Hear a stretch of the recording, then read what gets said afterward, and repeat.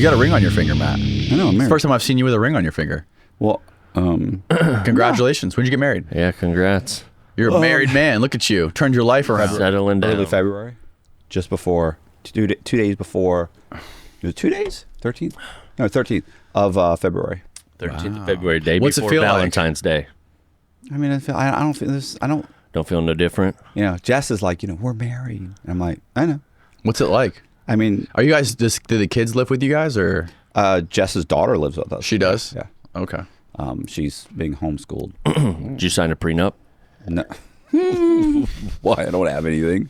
Neither one of us have anything. Yeah, but you got some potential out there. I mean, maybe. You're really making a life for yourself, Matt. What's it like to be a guy who's on the run from the FBI for 10 years, did 26 years in prison? Now Sets it up good. Now look at you. You're on TV. You're the face of LifeLock. You're the face of Home Mortgage Lock. You're on Half of that's true. What's the Dude, guy's? I see you on Title Lock. I watch Right. ESPN religiously. You're on ESPN at least almost once a day. I know. My mom will yell, she'll go, Matt Cox is on TV. You almost convinced her to buy Title Lock.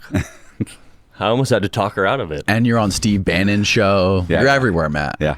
Yeah. Steve Bannon's probably one of my favorites because he doesn't say anything to me. He doesn't even talk to you. I mean, he does his whole spiel, and then he's like, and he talks about home title lock and how horrible identity theft and aggravated identity theft and title theft and all these things. He goes on and on and on, and then he's like, and that's why we have Matt Cox here, Mr. Cox.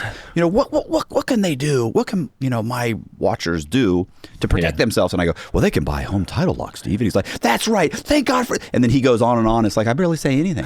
I might say 10 lines in 5 minutes. Pop in. And then then it's over, and that's it. It's great. I love it. It's so fucking funny that last time you were on here, you mentioned that. You're like, what's this guy's name? Some guy that had something to do with Trump. I go on your show and I promote Home Title Lock. I don't remember this guy's name.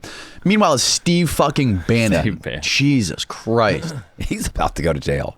Is he? He's got he lost. He's supposed to go to jail. He's fighting it. He's appealing it. He's dragging that How out. much time you think he's Trump, gonna that's do? what they said about Trump, too. They said he was about to go to jail. But look, Yeah, how that turned they've said out. that for. I was just thinking about that. You know what's so funny is like it was for 2 years. It was like nothing but Russia, but the Russia gate or Russia investigation, and then okay, we don't talk about that anymore. Then it was this and then it was documents, and then it was and it's like they tried to get him for so long. I mean, shouldn't you just quit at some point? Yeah. Say, it's not gonna happen. No, it's not going to happen. And then there's all that stuff coming out right now about Jeffrey Epstein. There's like five articles that came out in the last 3 days about Jeffrey Epstein and all these new documents that got released about his schedule, about his calendar, meeting with the head of the CIA and all that shit. Yeah, but those were like he was supposed to meet with. Like he was on his schedule, but No, he met with him. They literally met many times, but there was also, I guess there was time. They were supposed to meet again in the future, but he died.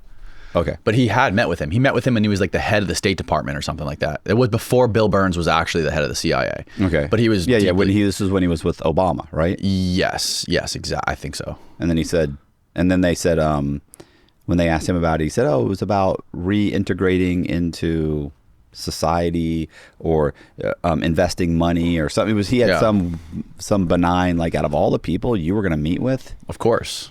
Yeah, it was benign. Of course it was. Yeah, that's fine. Hey, listen, Amadeo, they talk about these getting a background check. Think about it. Amadeo met with President George W. Bush. That's insane. So Tell people who he'd gotten out of prison. For all of our new listeners who aren't familiar with who you are, give them a brief background on your history. Let's sum it up. I mean, we did a whole podcast on this, obviously in the beginning, that went completely viral and made you into who you are today. And it's your take. So give us like the elevator style pitch of your background, your life on the run with the FBI, how long you spent in prison, and how you met Amadeo. I mean, that was it. Just you just did a great job. So I owned a mortgage company, right? And we were doing some light fraud, changing W-2s, pay stubs. I mean, I was going to say nothing all that sophisticated. And then eventually I got in trouble for buying properties. Like I would buy a house for $40,000, $50,000, renovate the house, and then sell it to my wife at the time in her maiden name so that I could get around something called seasoning. Well, I'd done that several times, and one of the brokers that worked for me she started her own place and she got in trouble running what's called a straw man scam. She wore a wire on me, and then I lost my license, right? So FBI comes in, they call me, I lose my license, I can't be a mortgage broker anymore, so I start a larger scam. So instead of like saying, okay, I'm just going to go get a job, and just I'll go sell used cars, and what I did was I said, you know what I'm going to do? I was on probation. I got 3 years probation, and I started making synthetic identities. I started making fake people. I started just by experimenting, but eventually I figured out how to go into the Social Security Administration and get them to issue me Social Security numbers for children that don't exist, like a 10-month-old kid. I give them a fake birth certificate and a fake shot record, and they'd issue me a Social Security number in any name that I said that was on the birth certificate.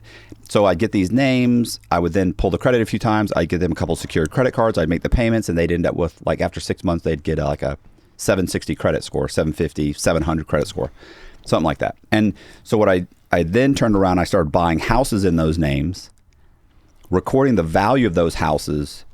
So I'd buy a house in Ybor City for $50,000, and I'd record the value of the house at 200 or 250 or 230 or 190, whatever.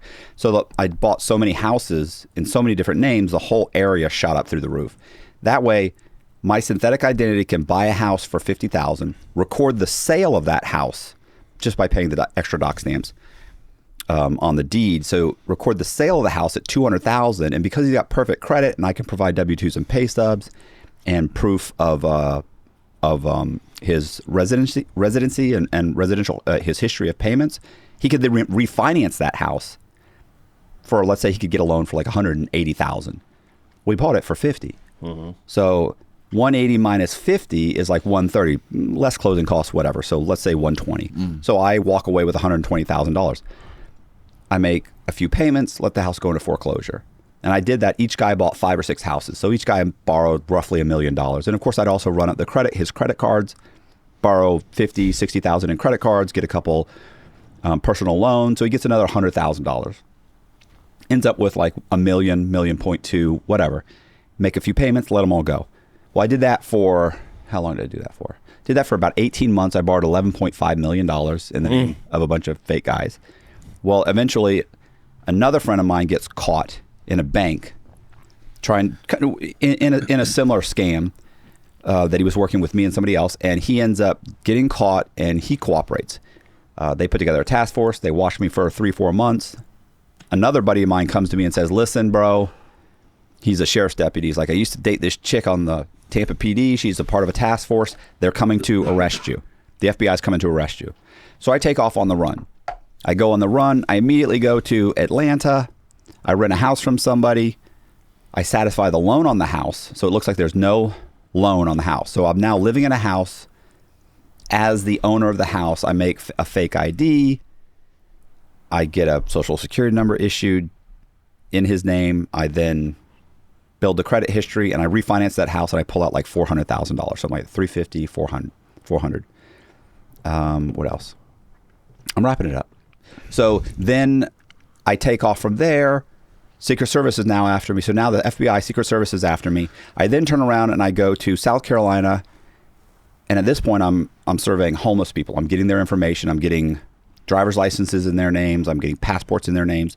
I end up buying a couple houses in South Carolina. I borrow $1.3 million, pulling out money out of I get about $500,000-$600,000 out of the bank. I end up getting handcuffed in the bank, questioned the bank. Oh yeah, this is the best part. Yeah, those one are of the best stories. parts. Yeah. So I'm pulling out cash, right? Like getting $8,000 out of 7 or 8 different accounts. Like I get $8,000, $5,000, $7,000. Like every other day I'm pulling out money.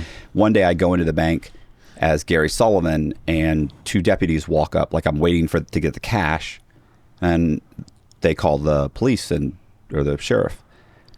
And 2 deputies come out and they walk up behind me, and boom, they grab me by the arms, yank my arms behind me, put handcuffs on me, bring me into the bank manager's office, and they start questioning. Well, they don't question me. They actually wait until they call a detective or investigator, whatever they're called. They call him. He shows up, but they keep calling me Gary Sullivan, Mr. Sullivan, Mr. Sullivan. Like, hey, Mr. Sullivan, you're being detained. We're waiting for a detective to come. I thought it was the FBI, but he walks in, and he says, hey, the head of Wachovia's, there was Wachovia Bank, the head of Wachovia's fraud department said you're running some kind of a scam. He says you got 3 mortgages on the same house. And I went, was that illegal? And the guy goes, yeah, I'm not sure. And I remember thinking like, oh, I'm walking out of here. Mm-hmm. And so to wrap it up so that, to get through this. So basically over the next 10 minutes, we talked to the head of Wachovia's fraud department, and I convinced the investigator that the bank has made a mistake, that I didn't do anything wrong. The bank's loan officers may have done something wrong. And so we go back and forth. And listen, the guy from Wachovia 100% knows what's going on, but he can't seem to convince this guy because I'm running interference. Yeah. And finally, at one point, he says, this is really where I think he messed up.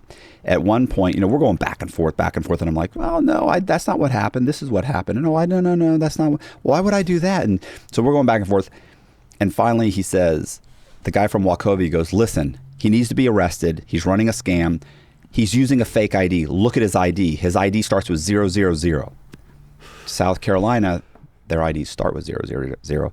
I had gone into the South Carolina DMV and gotten a real driver's license in the name of Gary Sullivan's name.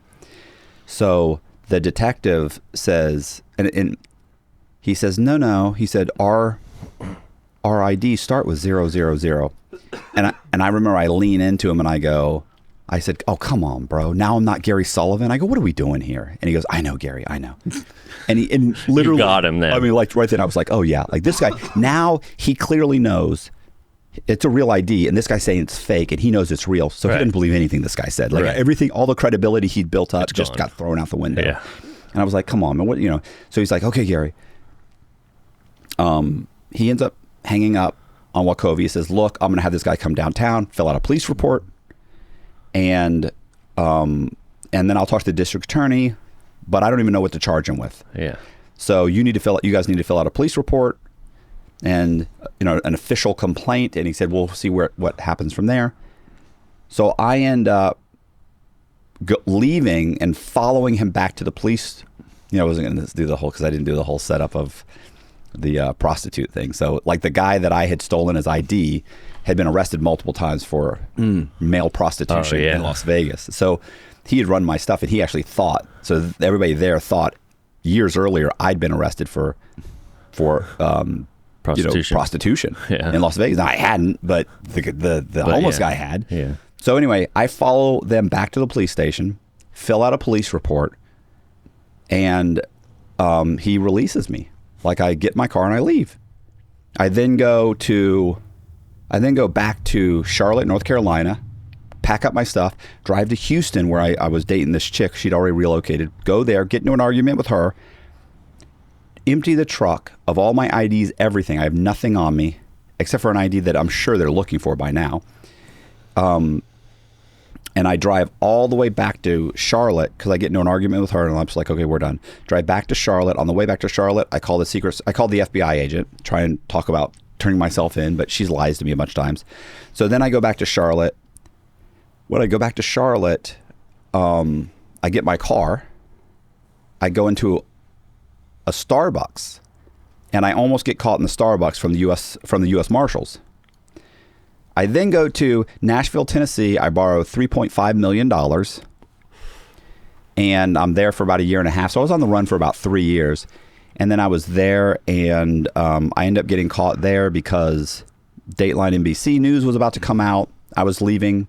I was cashing out a bunch of cash out of different banks. I was pulling money out, right? Because this was before like Bitcoin and all that stuff. Like, there was just like the only way to get cash out in 2006 is you go in the bank and you ask for cash. Mm-hmm. So I was pulling out cash out of multiple accounts, and we were asking people to cash checks for us. The girl I was dating at the time asked a friend of hers to pull out cash. That sparked a conversation. She told her who I was, and she called the Secret Service, and the Secret Service watched my house for a couple days, and then they arrested me. Like that's the short version. Like obviously I left out a ton of stuff. Yeah. But they end up arresting me, I end up getting 26 years in prison. I go to prison. I get my sentence reduced twice. I end up doing 13 years. I was in the halfway house 4 years ago. I called Danny to see about starting a true crime podcast because everybody said I should start a podcast because I wrote a bunch of stories when I was locked up, true crime stories. Danny used that to get me on the show and then never helped me. And so I do this podcast. Like I just gotten out of the halfway house. I've been out a few months. And he says, I don't even think you were officially out yet. No, we talked. I was in the halfway house. Yeah. But when I got out, it was like in October. I got out in like July. Mm-hmm. You called me in October. You said, listen, man. I remember the day you came in, it was a guy, another podcast canceled. Yeah. And I was like, can you come in today? Yeah. Because that's what you said. You called me that day. You were like, listen, like you hadn't put anything up, I think, in a week or two.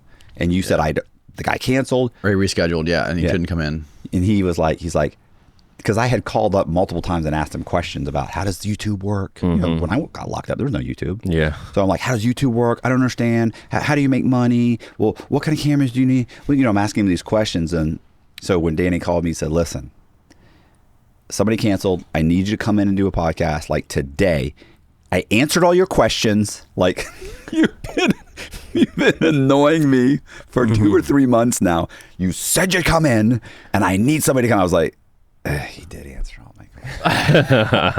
I conned the con man to the stars. No, but I remember I looked at the thing and I don't know what any of these numbers mean, but I remember like whatever it was that I saw, like it was like a video, and I don't know how to do it, right? Like I don't know how to do most popular, most this. So I looked at a few videos and like, they had like 15,000, 20,000. And I remember thinking, I don't think it, because I remember thinking like videos got millions. Like that's a viral video. It got millions. And I was like, there's like 15,000, 20,000. And I went, nobody even watches this guy's show.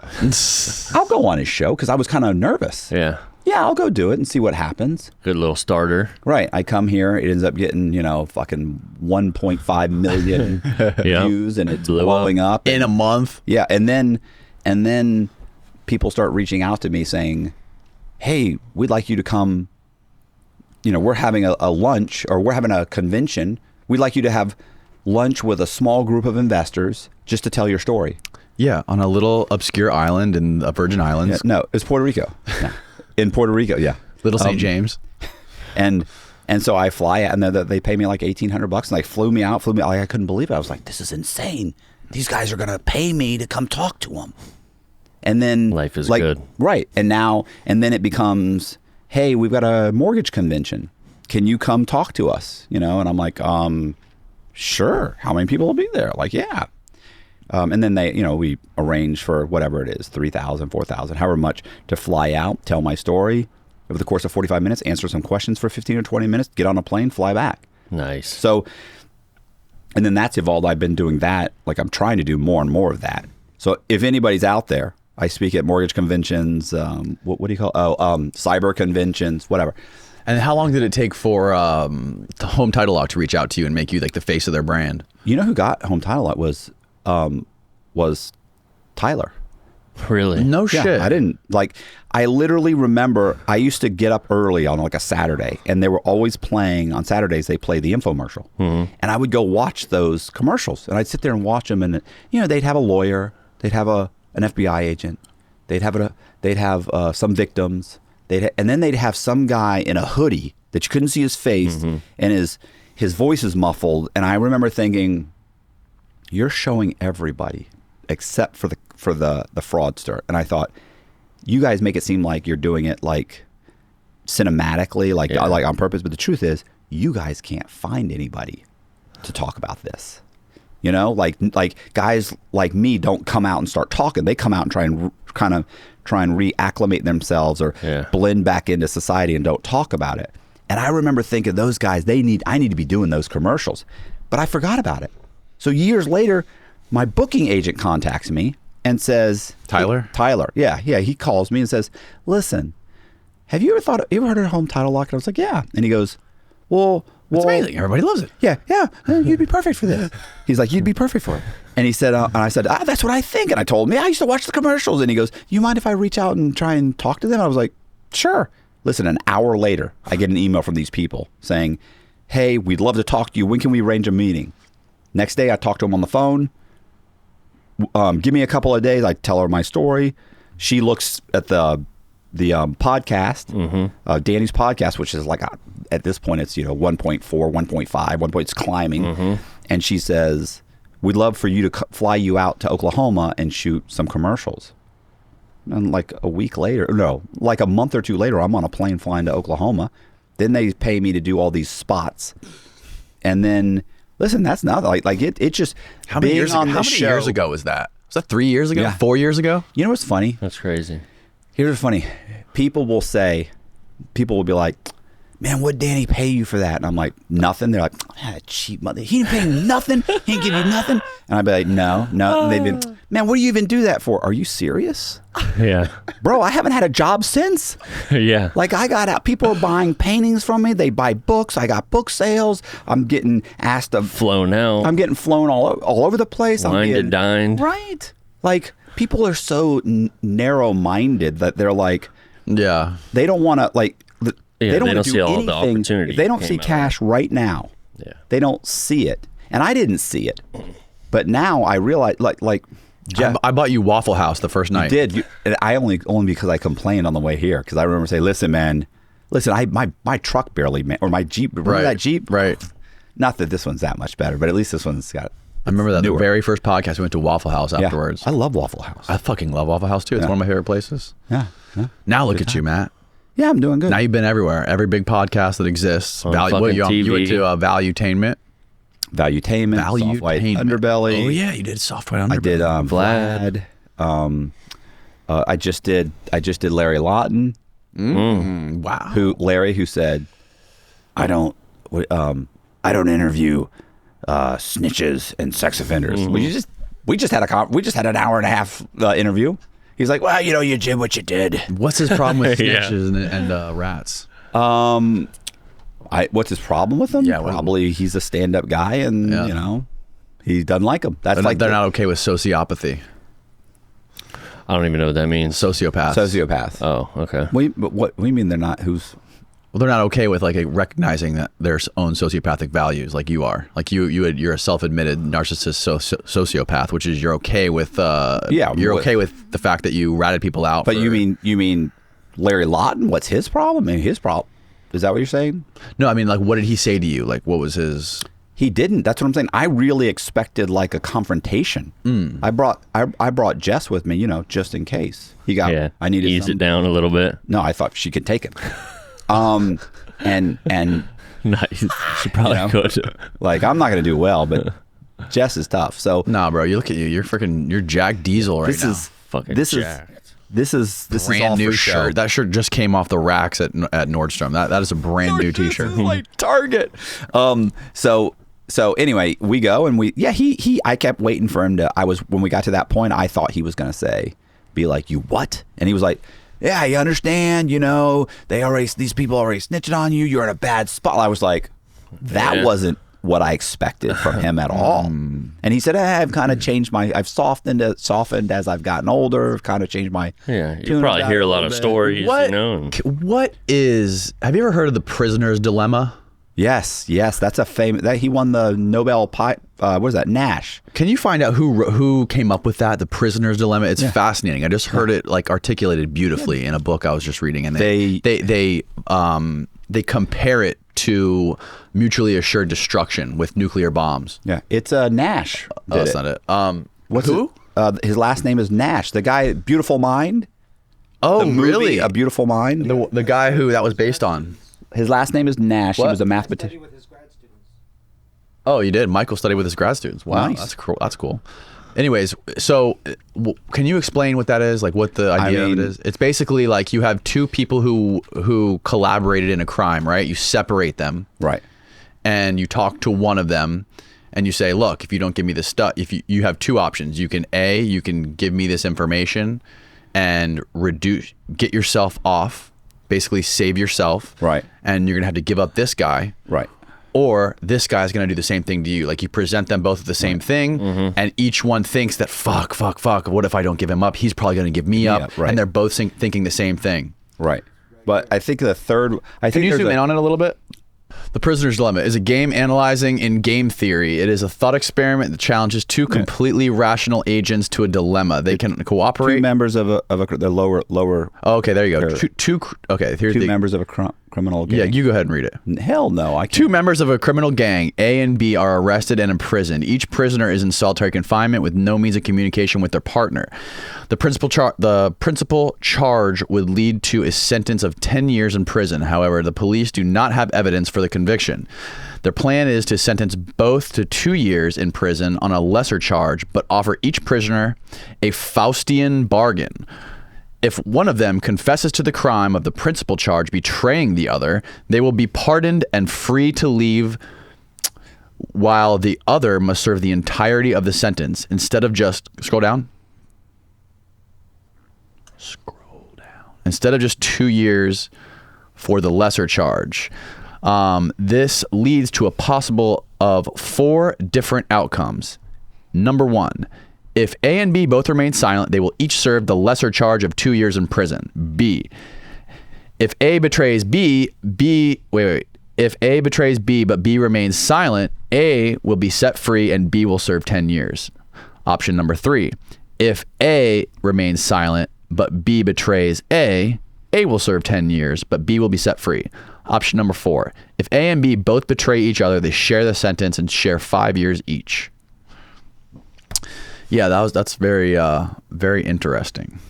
So most prisoners, what do they choose out of these 4 options, Matt? Like 90-95%. They probably both snitch on each other, right? No, well, the problem is that scenario doesn't necessarily really work in the real world, because if I snitch on you, who do you snitch on? They're like, we already got you. Yeah, they don't need you to They're say not anything. giving you both 5 years. Yeah, they Right. just need one person to snitch. Right, now you're doing 10. Yeah. I'll walk away, you do 10. Yeah. I put money on your books. So it's just the first one that snitches.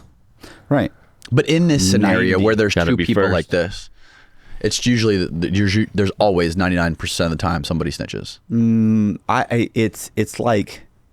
It's probably 90-95%. Here's the problem, is that the statistics say that it's like 87-88%, but the problem with that is that doesn't mean that the other guys did, that only 88% cooperated.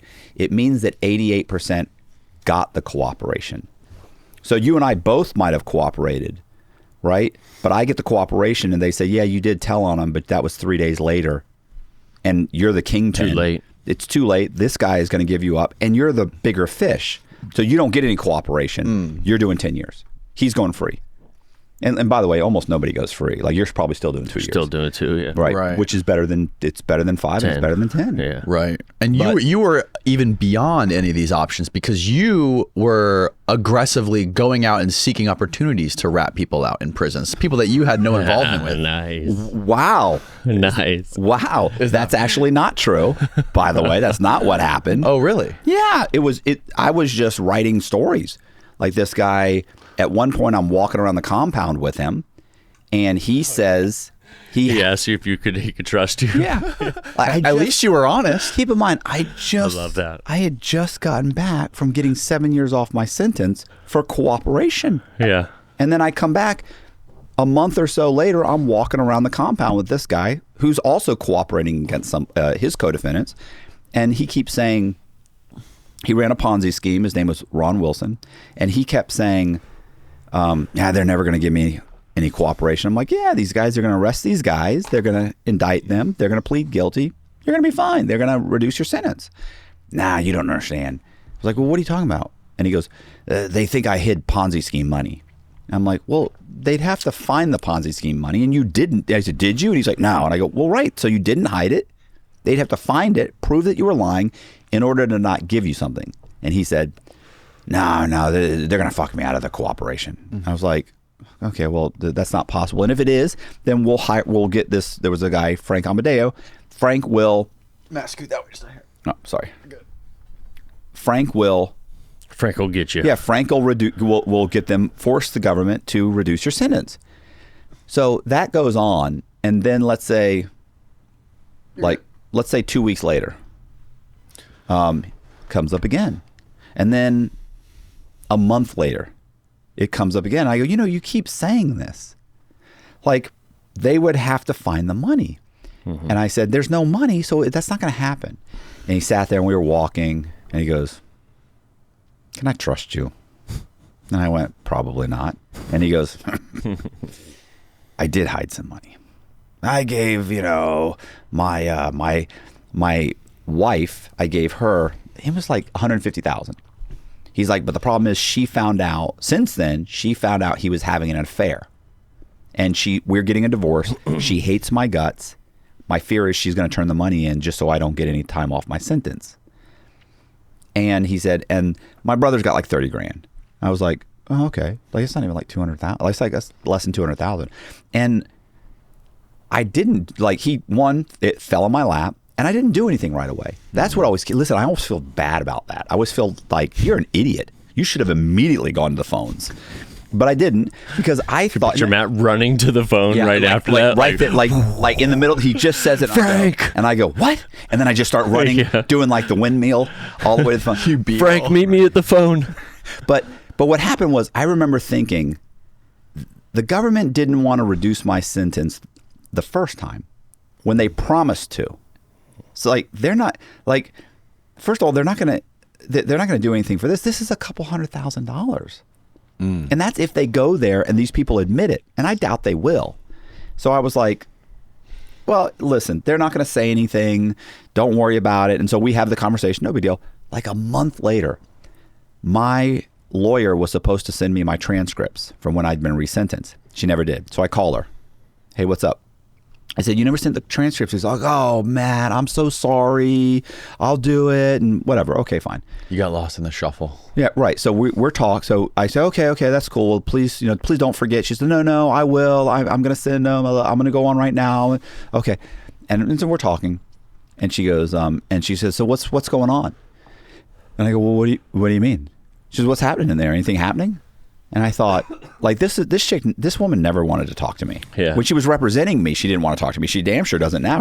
Her job's done. Yeah. And she goes, yeah, anything happening? And I went, no. Like, and I went, well, something weird happened the other day. Listen to this. And she goes, what's the guy's name? I told her what happened. She goes, what's his name? I go, Ron Wilson. She looks him up. Ron Wilson. She goes, oh, wow. This is a big deal. There's a lot of articles. Oh, this is a bad guy. Well, he's got like 900. He's got like 900 victims. Like, he stole from churches and stuff. And she's going on and on. Like, I don't know. I've never ordered anything on the guy. And she's like, oh, wow. She's like, yeah. She goes, let me make a couple calls. And I was like, okay. Like, she never really wanted to help. Just chatted you up. Yeah. And I was like, okay. I hang up the phone. I don't even think about it again. A week later, a correctional officer comes up to me and he goes, hey, Cox. And I go, yeah, what's up? He goes, next move, you got to go to SIS. Now, SIS is internal security, right? Like, they're the Special Investigative Services, and they investigate like the other cops. They do like investigations against like people bringing in drugs, whatever. And I was like, okay. Or if you're cooperating, like against other inmates, will cooperate against each other, or whatever the case may be. Cell phones. Like, hey, that guy's got a cell phone. They snitch on it, whatever. And I was like, okay. So I go to SIS. And everybody knows that's what this place is all about. But here's the thing. I was writing people's stories. So SIS called me every once in a while, maybe every month or so. They go, Cox, go to SIS. I'd be like, okay. So I go to SIS. I'd go, what's up?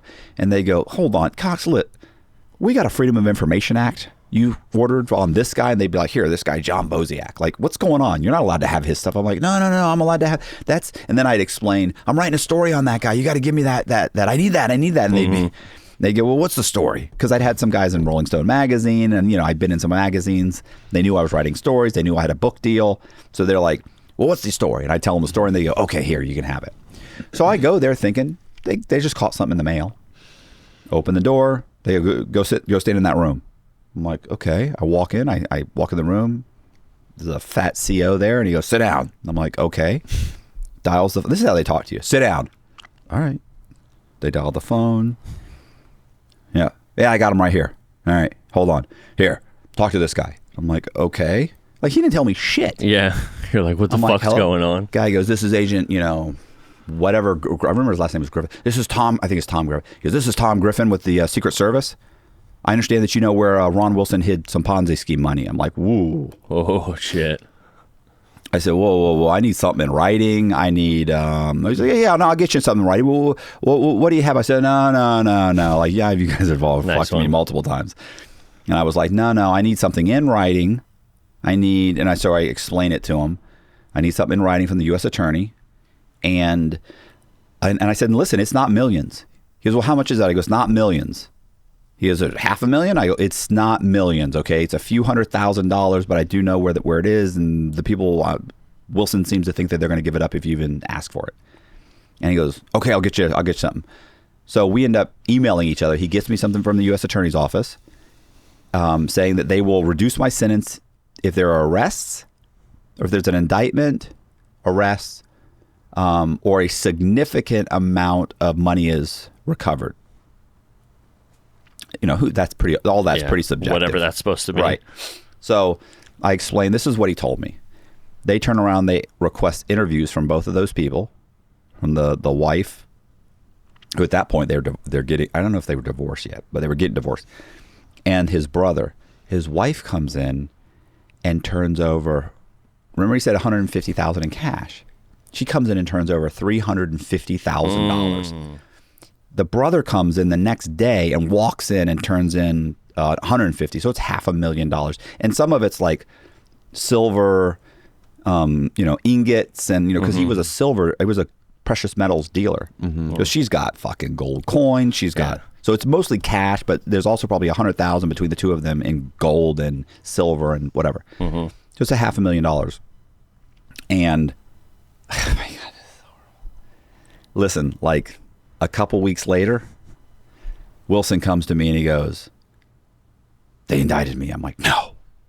They indicted you? He's like, yeah. Like, that's crazy. For what? My wife. They called my wife and my brother. How did they know? I don't know. Like, that's crazy. And he's like, yeah, I've been indicted. And I'm like, okay. And so they put him on a bus, bring him back to South Carolina. He pleads guilty because he's done. And he gets 6 months added onto his sentence. His ex-wife gets like 6 months probation, and the brother gets like 6 months probation, and like, I think the wife got 100 community service hours. Like, neither one of them became felons. It was, their sentence was under a year. So you're in the federal system, if it's over a year, you're a felon. If it's under, you're not. So both their sentences were under. They're both and it was for obstruction of justice. They were charged with obstruction of justice. So was Wilson. Wilson got 6 months.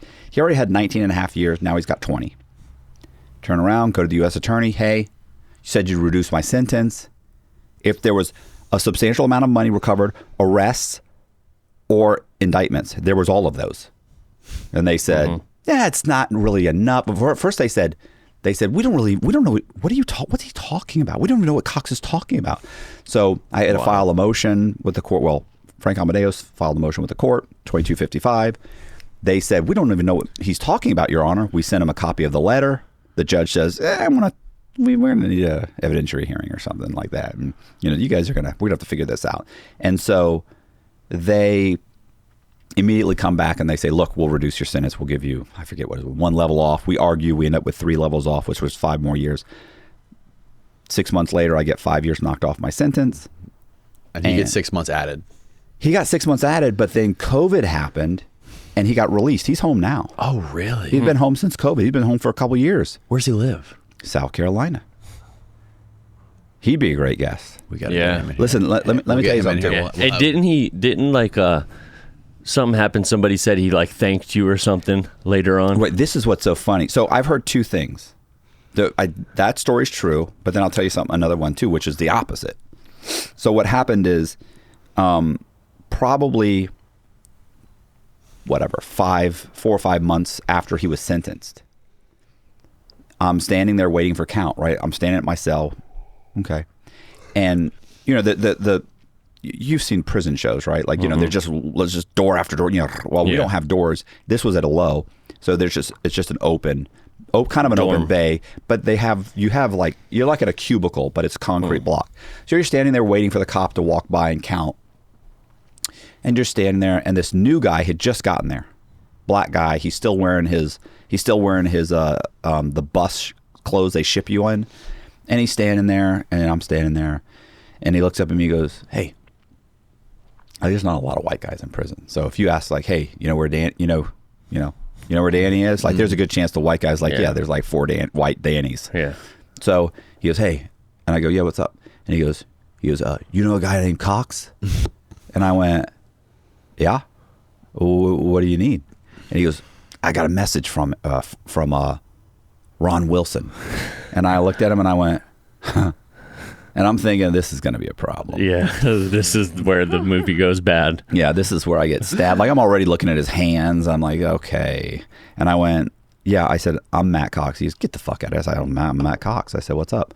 And he goes, no, seriously. I pull out my ID. And he goes, holy shit. He just kind of laughs. He goes, okay. He said, yeah, I got a message from him. And I said, what's that? We're still waiting for the count for the cop. Like he's counting the other unit. He'll be here in 5 minutes or 2 minutes. Who knows? And he said and he looks around, right?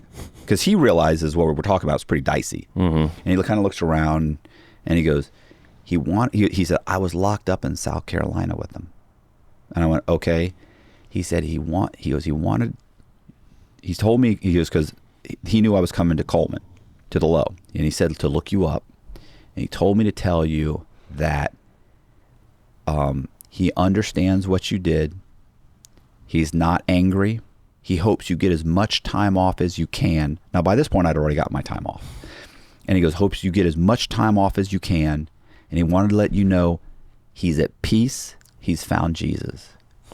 And I went, he was a religious kind of a religious guy anyway. And I went, okay.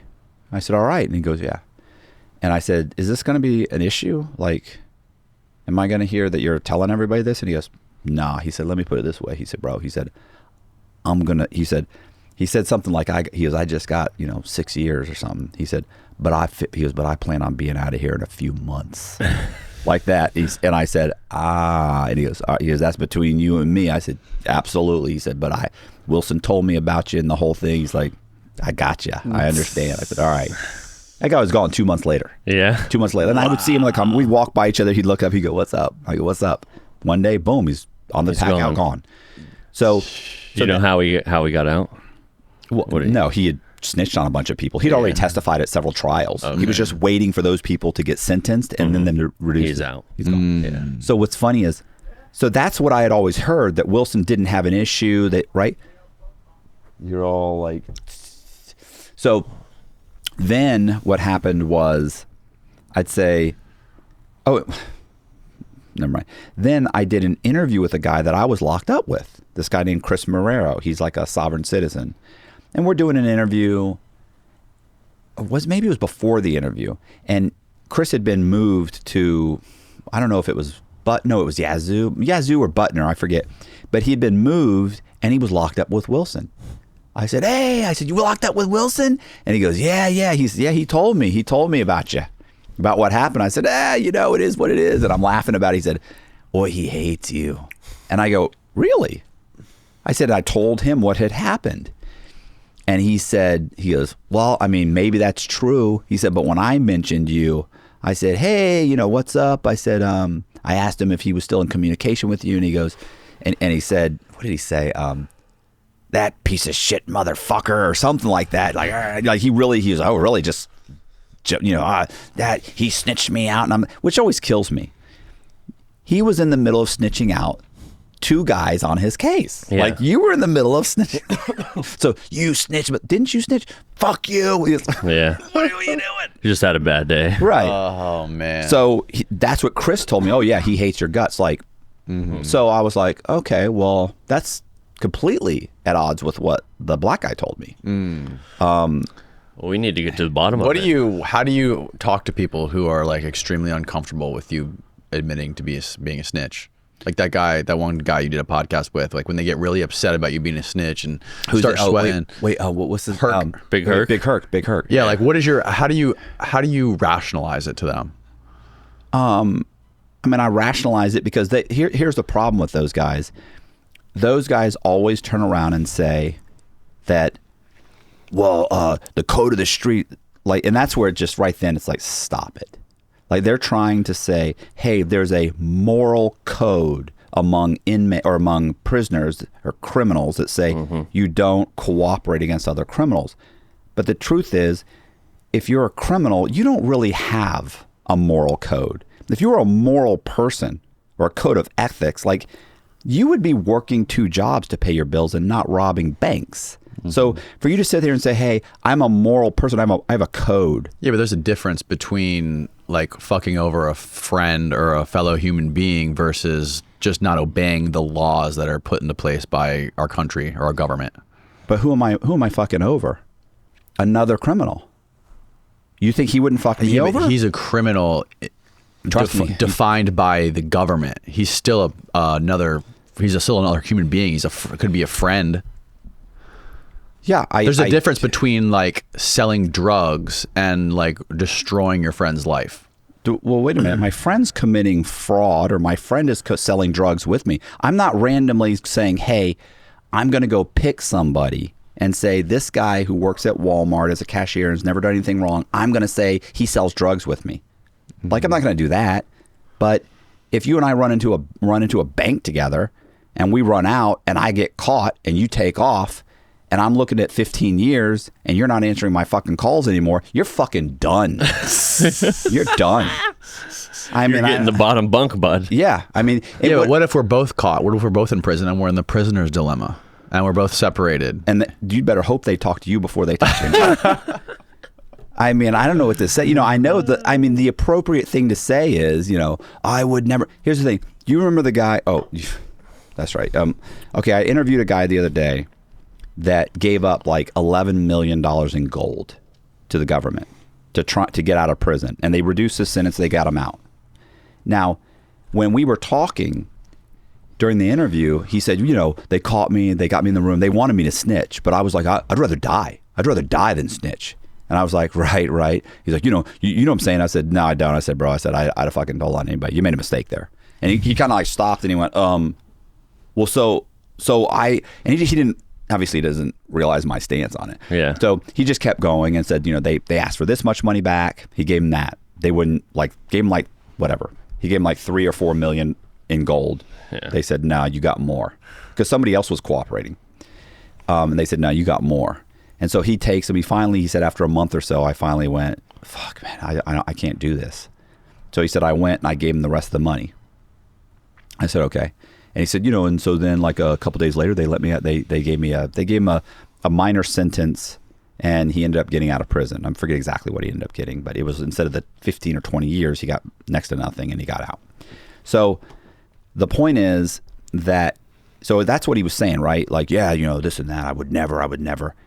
And then when it was all over and the cameras were off, I looked at him, I said, you fucked up by giving him all that money back and not just cooperating against all those fucking people. The same people that are cooperating against you. I said, and he goes, and I said, I hear what you say, you'd rather die, you died. He said, well, that's how I felt then.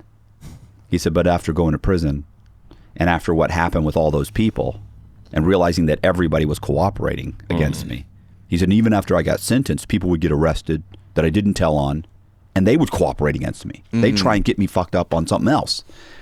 He said, he said, at that point I realized, like, yeah, he said, I really fucked up. He said, and I said, you know what? I said, I'll bet you all those people you didn't cooperate against, I'll bet you none of them contacted you. None of them came to visit you. None of them put money on your books. He goes, they don't answer my calls. I said, right. So for a bunch of scumbag piece of shits that wouldn't even talk to you anymore, they expected you to take the whole rap, and they run off, and I'm left here. It's not like you guys are putting money on my books. You're helping my mom. You're going by to see how my ex-wife is. You're going by to help, with the kids. No, you're saying, you got caught, go fuck yourself. See ya. The fuck you. And then if it's every man, so they're saying it's every man for himself. You're right, it is. But watch this. And next thing you know, you start cooperating. They all get knocked off. You get a bunch of time off your sentence. Still got a few million in gold. Yeah, exactly. Like, that guy could have cooperated and kept the money. And that's what he says about, and he said, I wish I'd cooperated and kept the money. But he didn't know that at the time. He was still believing that whole bullshit code. And listen, all of these guys that I talk to say the same thing. And there are guys I know that I'll interview, and they'll say, yeah, and they gave me 10 years. And I'm just like, They gave you 10 years. Like the man, you've been arrested 4 times. You've been in prison 4 times. You've been like the mandatory minimum is 20 on that many kilos of meth. How'd you get 20? You know, you got 10. But I don't say anything because I know what they want to do. It's the same thing Big Herc does. He doesn't question. Some guy says he robbed 10 banks and he got 5 years. Stop it, bro. Stop it. You took people hostage. You did home invasions. You got 5 years. Yeah. And then my fucking co-defendants, they snitched on me. Okay. Typically what happens is when it's all over, I realize, like, I'm not going to out you. You don't want to fucking say it. That's fine. But when it's all over, I say, bro, come on, man. You got fucking... And they usually go, well, you know, I watch, like, I'm going to tell you, but you don't want anybody to know. Okay, I understand. And then they say, well, yeah, here's what happened. Listen, half the fucking stories that I've written, either they admit to it, and the ones that won't admit it, I know the truth. Like, I got all your paperwork in. You're walking around saying you're a solid guy, and it's like, bro, you had a 20-year mandatory minimum. You got 10 years. I read your sentencing transcripts. What's that about? What's up with the 5K1? They're like, hey. Where'd you get that? Yeah, don't say 5K1. That's a sentence reduction. Like, don't say 5K1. I'm walking around the compound telling everybody they're snitches. You know, and then I'm a stand-up guy. Like, it's like you're not even man enough to just fucking even admit to it. So one, you cooperated. Now you won't even say it. Yeah. Now you're telling everybody else. Oh, that dude over there. Yeah, I think he fucking snitched. You snitched. Shut up. Like, just be quiet. That's what that guy John Alight said when he was in here, and he was in some sort of RICO case. Right. And he said that there was like an endless laundry list of mob guys that snitched on him to get out. Yeah. Which fucked him.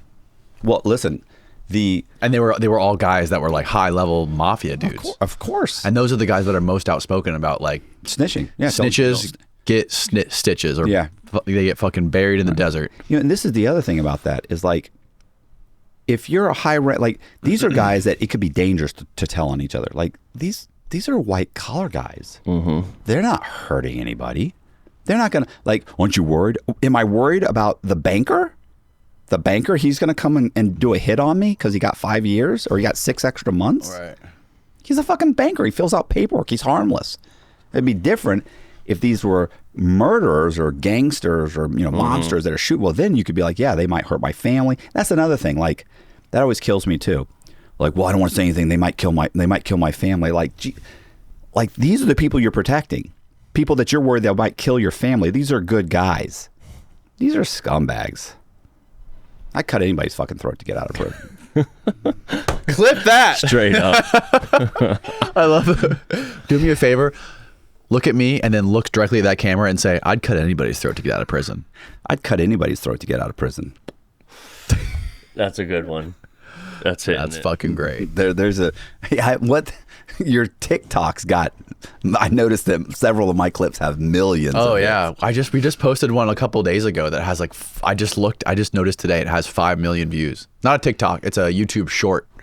A YouTube 5 short? million views in like a week. Yeah. That's... How many subscribers do you have now? I don't know. It's like almost... There's like 600 and something. 600 and change on the main channel, and then it's like 300,000. I have 300 on the Clips channel. That's insane. I have 77,000 subscribers. Not that I'm complaining, but it's not 600,000. Like, that's insane. And yeah, I have these people that clip my stuff and put them up, and they got like 3 million hits, 5 million, 7 million, 4 million. It's like, what is going on? They're doing more views on their clips than you are. I got guys' entire channels. I mean, you know, 4, 5, 6,000. You know, they just started a channel, interviewed me, ran a couple of clips, and they got 5,000. That all helps, though. That all helps you. It doesn't. I mean, maybe not directly, but it definitely not helps. right now. I don't know if you've picked this up, but I'm not really a big fan of helping other people unless it benefits me. You know, I don't know anybody out there helping me, going out of their way. Let me do this to help me. Actually, that's not true. There's this guy. This Canadian guy that started my TikTok account got taken down, and he started a TikTok account for me 5 months ago, maybe, and it's got over 100,000 followers in like 5 months. Nice. Damn. Yeah, but then he got busy and can't do it anymore, so I had to get somebody else, and he did that for free. Really? Just cut him up and said, "Look, man," he said, "Can I start doing? I'd like to do this for you." I'm like, why? I can't pay you. And he was like, no, I just want to do it. I think I can run up your numbers. That's great. Yeah. You got people that like you. You got people that follow you. They're hardcore fans. They believe in what you're doing, and they connect with you because you're a great storyteller.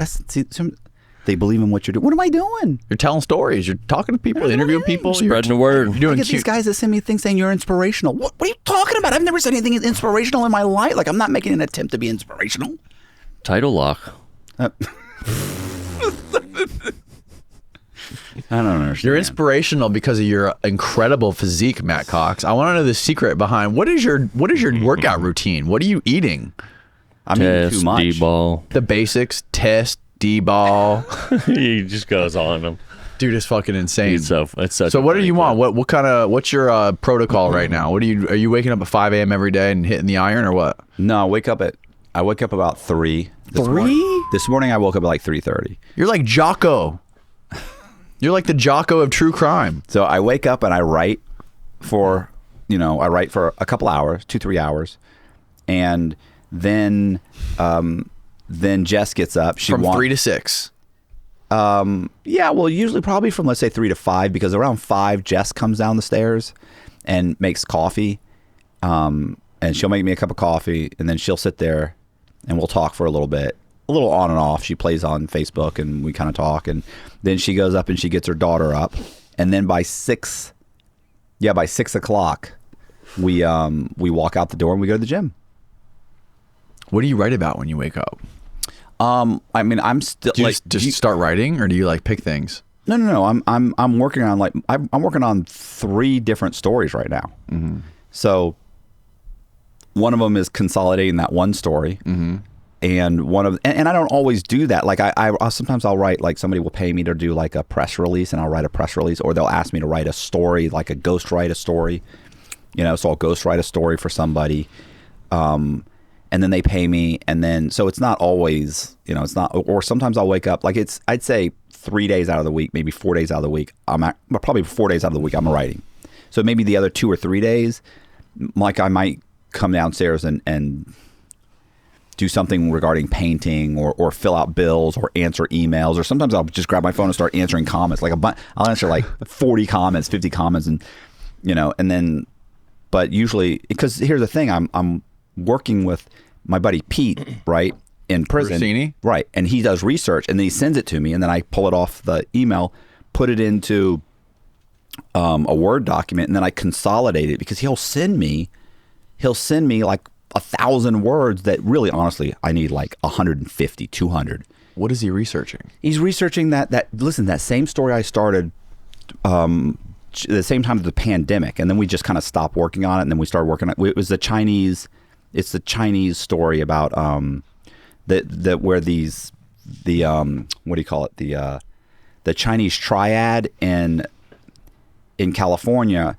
They started hitting, this is back in the early 90s, they started robbing computer chip manufacturing plants in the United States, throughout the United States. Like, they did by probably maybe 25 to 30 different warehouses, manufacturing plants. They'd go in, they'd zip tie 15 employees at 2 o'clock in the morning. They'd load up 10,000 Intel processing chips into a couple of vans, and then they drive off, and then they'd go sell them for, maybe it's $10 million worth of chips. They sell them for like $6 million. The Chinese would ship them back to China, put them into computers, and then ship them back to the United States. Like, the whole Chinese startup of building their whole tech industry was built on stealing computer chips in the United States and shipping them back to China to then ship them back to sell them to the Nice. When was this? Back it was late 80s, early 90s. Wow. Listen, it was so bad that Bill Clinton ended up making a presidential, what do they call it? Not a presidential order. What do they call it? They do a Can you pull up something on this? Press. where he signed that. Yeah, they signed into law, because if it's national security, then they can just sign. It's a presidential, I want to say decree. I'm saying it wrong. Anyway, he signs it where he says, listen, it was so bad. He says, from now on, all computer chip manufacturers have to have armed guards, because they were getting robbed left and right. Damn. And so then these guys turn around, they start hitting the trucks. So now they wait for them to load up the trucks, and then they just Hit the pull the trucks over. Slick. And anyway, it's a super cool story. The name of the guy was John Long. But whether there's something on it specifically or not, I don't. John Long. Who is John Long? John Long is the guy that was arranging all of these. Really? This guy's got 2 life sentences. What? Plus probably 150 years. He's in a pen. He's never getting out. I talked to him on the phone a couple of times. How much Hardcore money was he gangster. making? I mean, they were making millions and millions. We're talking about like a 25-year-old kid, 26-year-old kid. And he's getting directly paid by China. Well, I mean, like he's getting paid through intermediaries. Like it's not like Xi Jinping was cutting him a check or walking over here. But yeah, so I wonder if you put computer chip, was it Chinese computer chip heist? No, that's 2016. John Long. Look, John boom, Long. Clinton. John Long computer chip heist. Well, listen, it was multiple different times that they got arrested. So, like, they didn't all get arrested at the same time. What is the title of Armed this? robbers of Silicon Valley. Striking high-tech companies every 10 days or so, making off with computer chips and other components worth more than their weight in gold. Yeah. Damn. With workers terrorized and losses in millions, the FBI and the San Jose police began an undercover operation 18 months ago, about a day in the wake of the biggest crackdown on thieves of computer components in the country. Dozens of suspected high-tech brigands were under arrest, caught in a sweeping raid that involved more than 500 police and federal officers on Wednesday. Whoa. The operation led to more than 120 arrests, mainly in Silicon Valley, about 45 of them on Wednesday, and the arrest over recent months, the authorities said today. Damn, bro. But do we still make computer chips in the U.S.? We don't make them, right? They make them all in Taiwan now. Yeah, but Those are those are the semiconductors. Those are not the same thing, right? Well, I mean, the United States makes, I'm sure they make some of them, but something like 80% of all computer chips are made in Taiwan. And there are chips made in China, but they're low-level chips. Like they might be chips that you put in a refrigerator. Or, Right. Like these are not super sophisticated. What are the ones that are made in Taiwan? What's the like stuff that goes in significance of those? your car. They go into computers, like your cell computers, phone. your cell phones, and they'll ship them over to like China. And the Chinese are, they'll put them into they're workers. They're not super sophisticated. That's the problem with where they keep saying like if they invade Taiwan, they're not going to bomb the crap out of Taiwan because they want to invade it because they obviously want at least they want the factories and everything put in place. The problem is even if they get over there, if they kill too many people, they can't necessarily run the factories. So And they don't want to bomb the factories either. Right. They showed some sort of animation of like all these bases in China basically like sending missiles over the fucking water and like hitting Taiwan, like some sort of threat simulation that they like posted. Right, but that's the problem is like, so you've got to, if you bomb the hell out of them, then you've taken over the island, but I mean, you've first of all, Now it's all fucked up. well, it's all fucked up. And then they've already seen what they did in Ukraine, right? Like Russia invaded Ukraine and Putin kind of thought, they're going to invite us in. That wasn't true. And two, the Europeans and Americans, they won't do anything. They'll bitch and moan. They might put a couple sanctions, but they're not going to really do anything. And that's not what happened at all. So now China is watching that, and China was thinking to themselves, if that goes well, we'll invade Taiwan because we'll get the same treatment. But now they are like, okay, if we invade Taiwan and these guys put an embargo on us and kind of quarantine us, like in 6 months, we're starving to death. Yeah. Like, they can't feed themselves. Right. So that's a problem. That's what that guy Zahan says, right? Peter Zane or whatever his name is. Oh, yeah, You know yeah. what I'm talking about? Yeah. Yeah. I listen to him. He's good. Smart dude. Yeah. And yeah, he also talks about the gap in their workforce. There's a huge, because of the one China policy. What's that? I'm sorry, one China policy. The one child per family policy. Oh. So there's for 30 years or so, 30 to 40 years? No, it's about, so I think it's almost 40 years. So like 35 years, let's say. China basically, they were concerned that they were growing too fast, and they were afraid that like the new generation was going to like eat them out of existence. Like we're not able to feed ourselves, and everybody's having kids and stuff. So they said every family can have one child. Yeah. So two things happened. One, the bulk of the people that did have children ended up having boys. They're giving away girls. You could listen in the 80s and 90s, in 2000.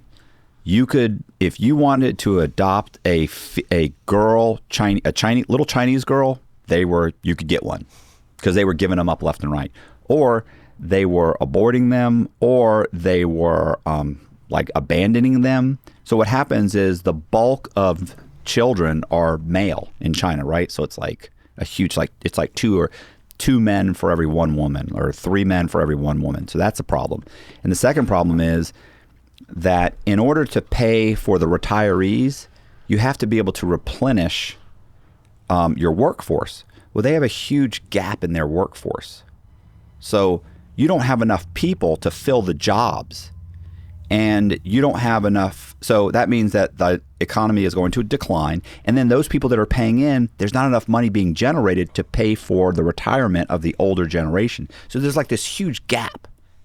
So now, if I'm married, I have to take care of my parents, your parents, and probably some other parents. Like, how do you do that? It's a lot. It's a lot to come up with. And these jobs aren't being filled because there's not enough people to fill the job. So the economy is going to shrink. Like Peter Zohan, or whatever his name is. Zane? Yeah. He's saying, like, listen, 10 years from now, they're going to be devastated. They're already seeing the effects. 10 years, they'll be devastated. 30 years from now, that whole country's fucking collapsing. And they all know that. It's the same thing's happening in Russia. You know, the United States, we have a slight dip, but not a huge one. Keep in mind too, like in World War II and stuff, like we didn't lose as many people as everybody else did. Mm-hmm. And we came back, our economy boomed. Other economies didn't boom for decades. It took to recover. So if you're broke, you don't have kids. You know, we came back and there was baby boomers. Like people started getting jobs. The economy boomed. They're having kids. Around the world, that didn't happen. Mm. So there's this massive, and here's the problem is that as that workforce isn't there, if you said, okay, well, here's what we're going to do. We're going to start promoting, like in Japan, they promote you to have children. That's great. But those kids will be ready to work in 25 years or 20 years. Right. What do you do? We need them now. Yeah. You know, so it's only going to get worse. It's a thing too, like the media all of a sudden like turned the whole narrative like China, that everyone's got to be worried about China. There's this China spy balloon. So they're trying to, like, the media narrative, everyone left and right, like they both united against China. Everyone's united against China right now. Did you see that video on TikTok where they have like 40 or 50 newscasters all saying the same? Oh my God. It was literally like they must have emailed all of them at the same time, and all of them, they don't even rewrite it. They're reading it verbatim, what the government's telling them to say. It was so it's like, oh no, you're not basically just an arm of the federal government. Right. Michael, I'm going to text this to you. But yeah, anyway, so we're united against China right now. So like the U.S., both the left and right are both like in line with going after China, or like trying to paint China as the bad guy. Yeah. And some people speculate that's because they know that we're going to have to get involved in Taiwan.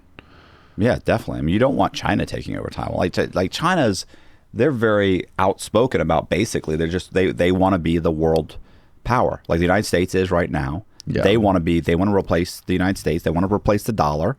They want to replace the United States as being the... Yeah, but here's the thing. Everyone paints all these scary narratives, like they have all these, they're way more technologically advanced than us. They can control our power grids. They can control all this stuff, but they're not.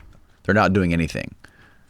I think we are leaps and bounds ahead of China when it comes to any of this stuff. We're leaps and bounds ahead of anybody else in the world. We spent literally $1 trillion, just south of $1 trillion last year on the military-industrial complex. Like that's the next 9 countries in line. That's more than all of them combined. Right. It's insane. Yeah. And if you look at some of like the fucking blue sky research some of these scientists are doing, and like these companies like DARPA and like the stuff that they're fucking researching, and like look at those drones that are off the fucking coast, bro. Like that.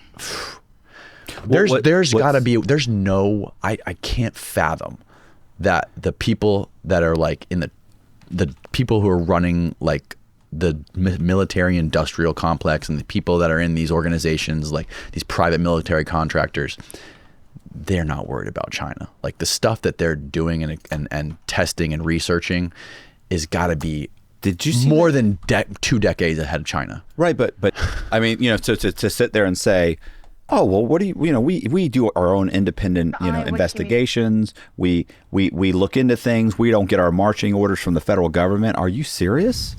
Like that was like the U.S. government sent out a massive email, right. And then the Twitter files where they're like, oh yeah, listen, we need this post taken down. We need this taken down. We need this done. We need to suppress this. We need to, and then they lied like the whole time. They were saying this is what you're doing, and they're like, no, we're not. No, we're not. Then Elon Musk takes over and says, yeah, you are. And then they're like, oh, well, we're not going to talk about that anymore. Right.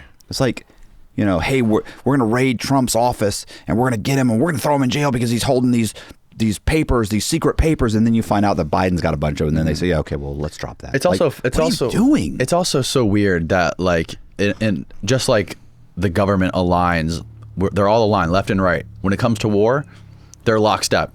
They're in full agreement on war. Like let's spend all this money on war. Let's do it. We're gonna fucking go invade Ukraine, and then we're gonna go fight Russia, and then we're gonna go help Taiwan. Right. And if you don't support Taiwan, who are you? You're a racist. You're a sexist. You're a homophobe. Well, okay, so one, there's a whole slew of Republicans that don't want to give Ukraine any money. They're like, we don't need to be involved in it. There are a huge slew of Republicans, but here's the problem.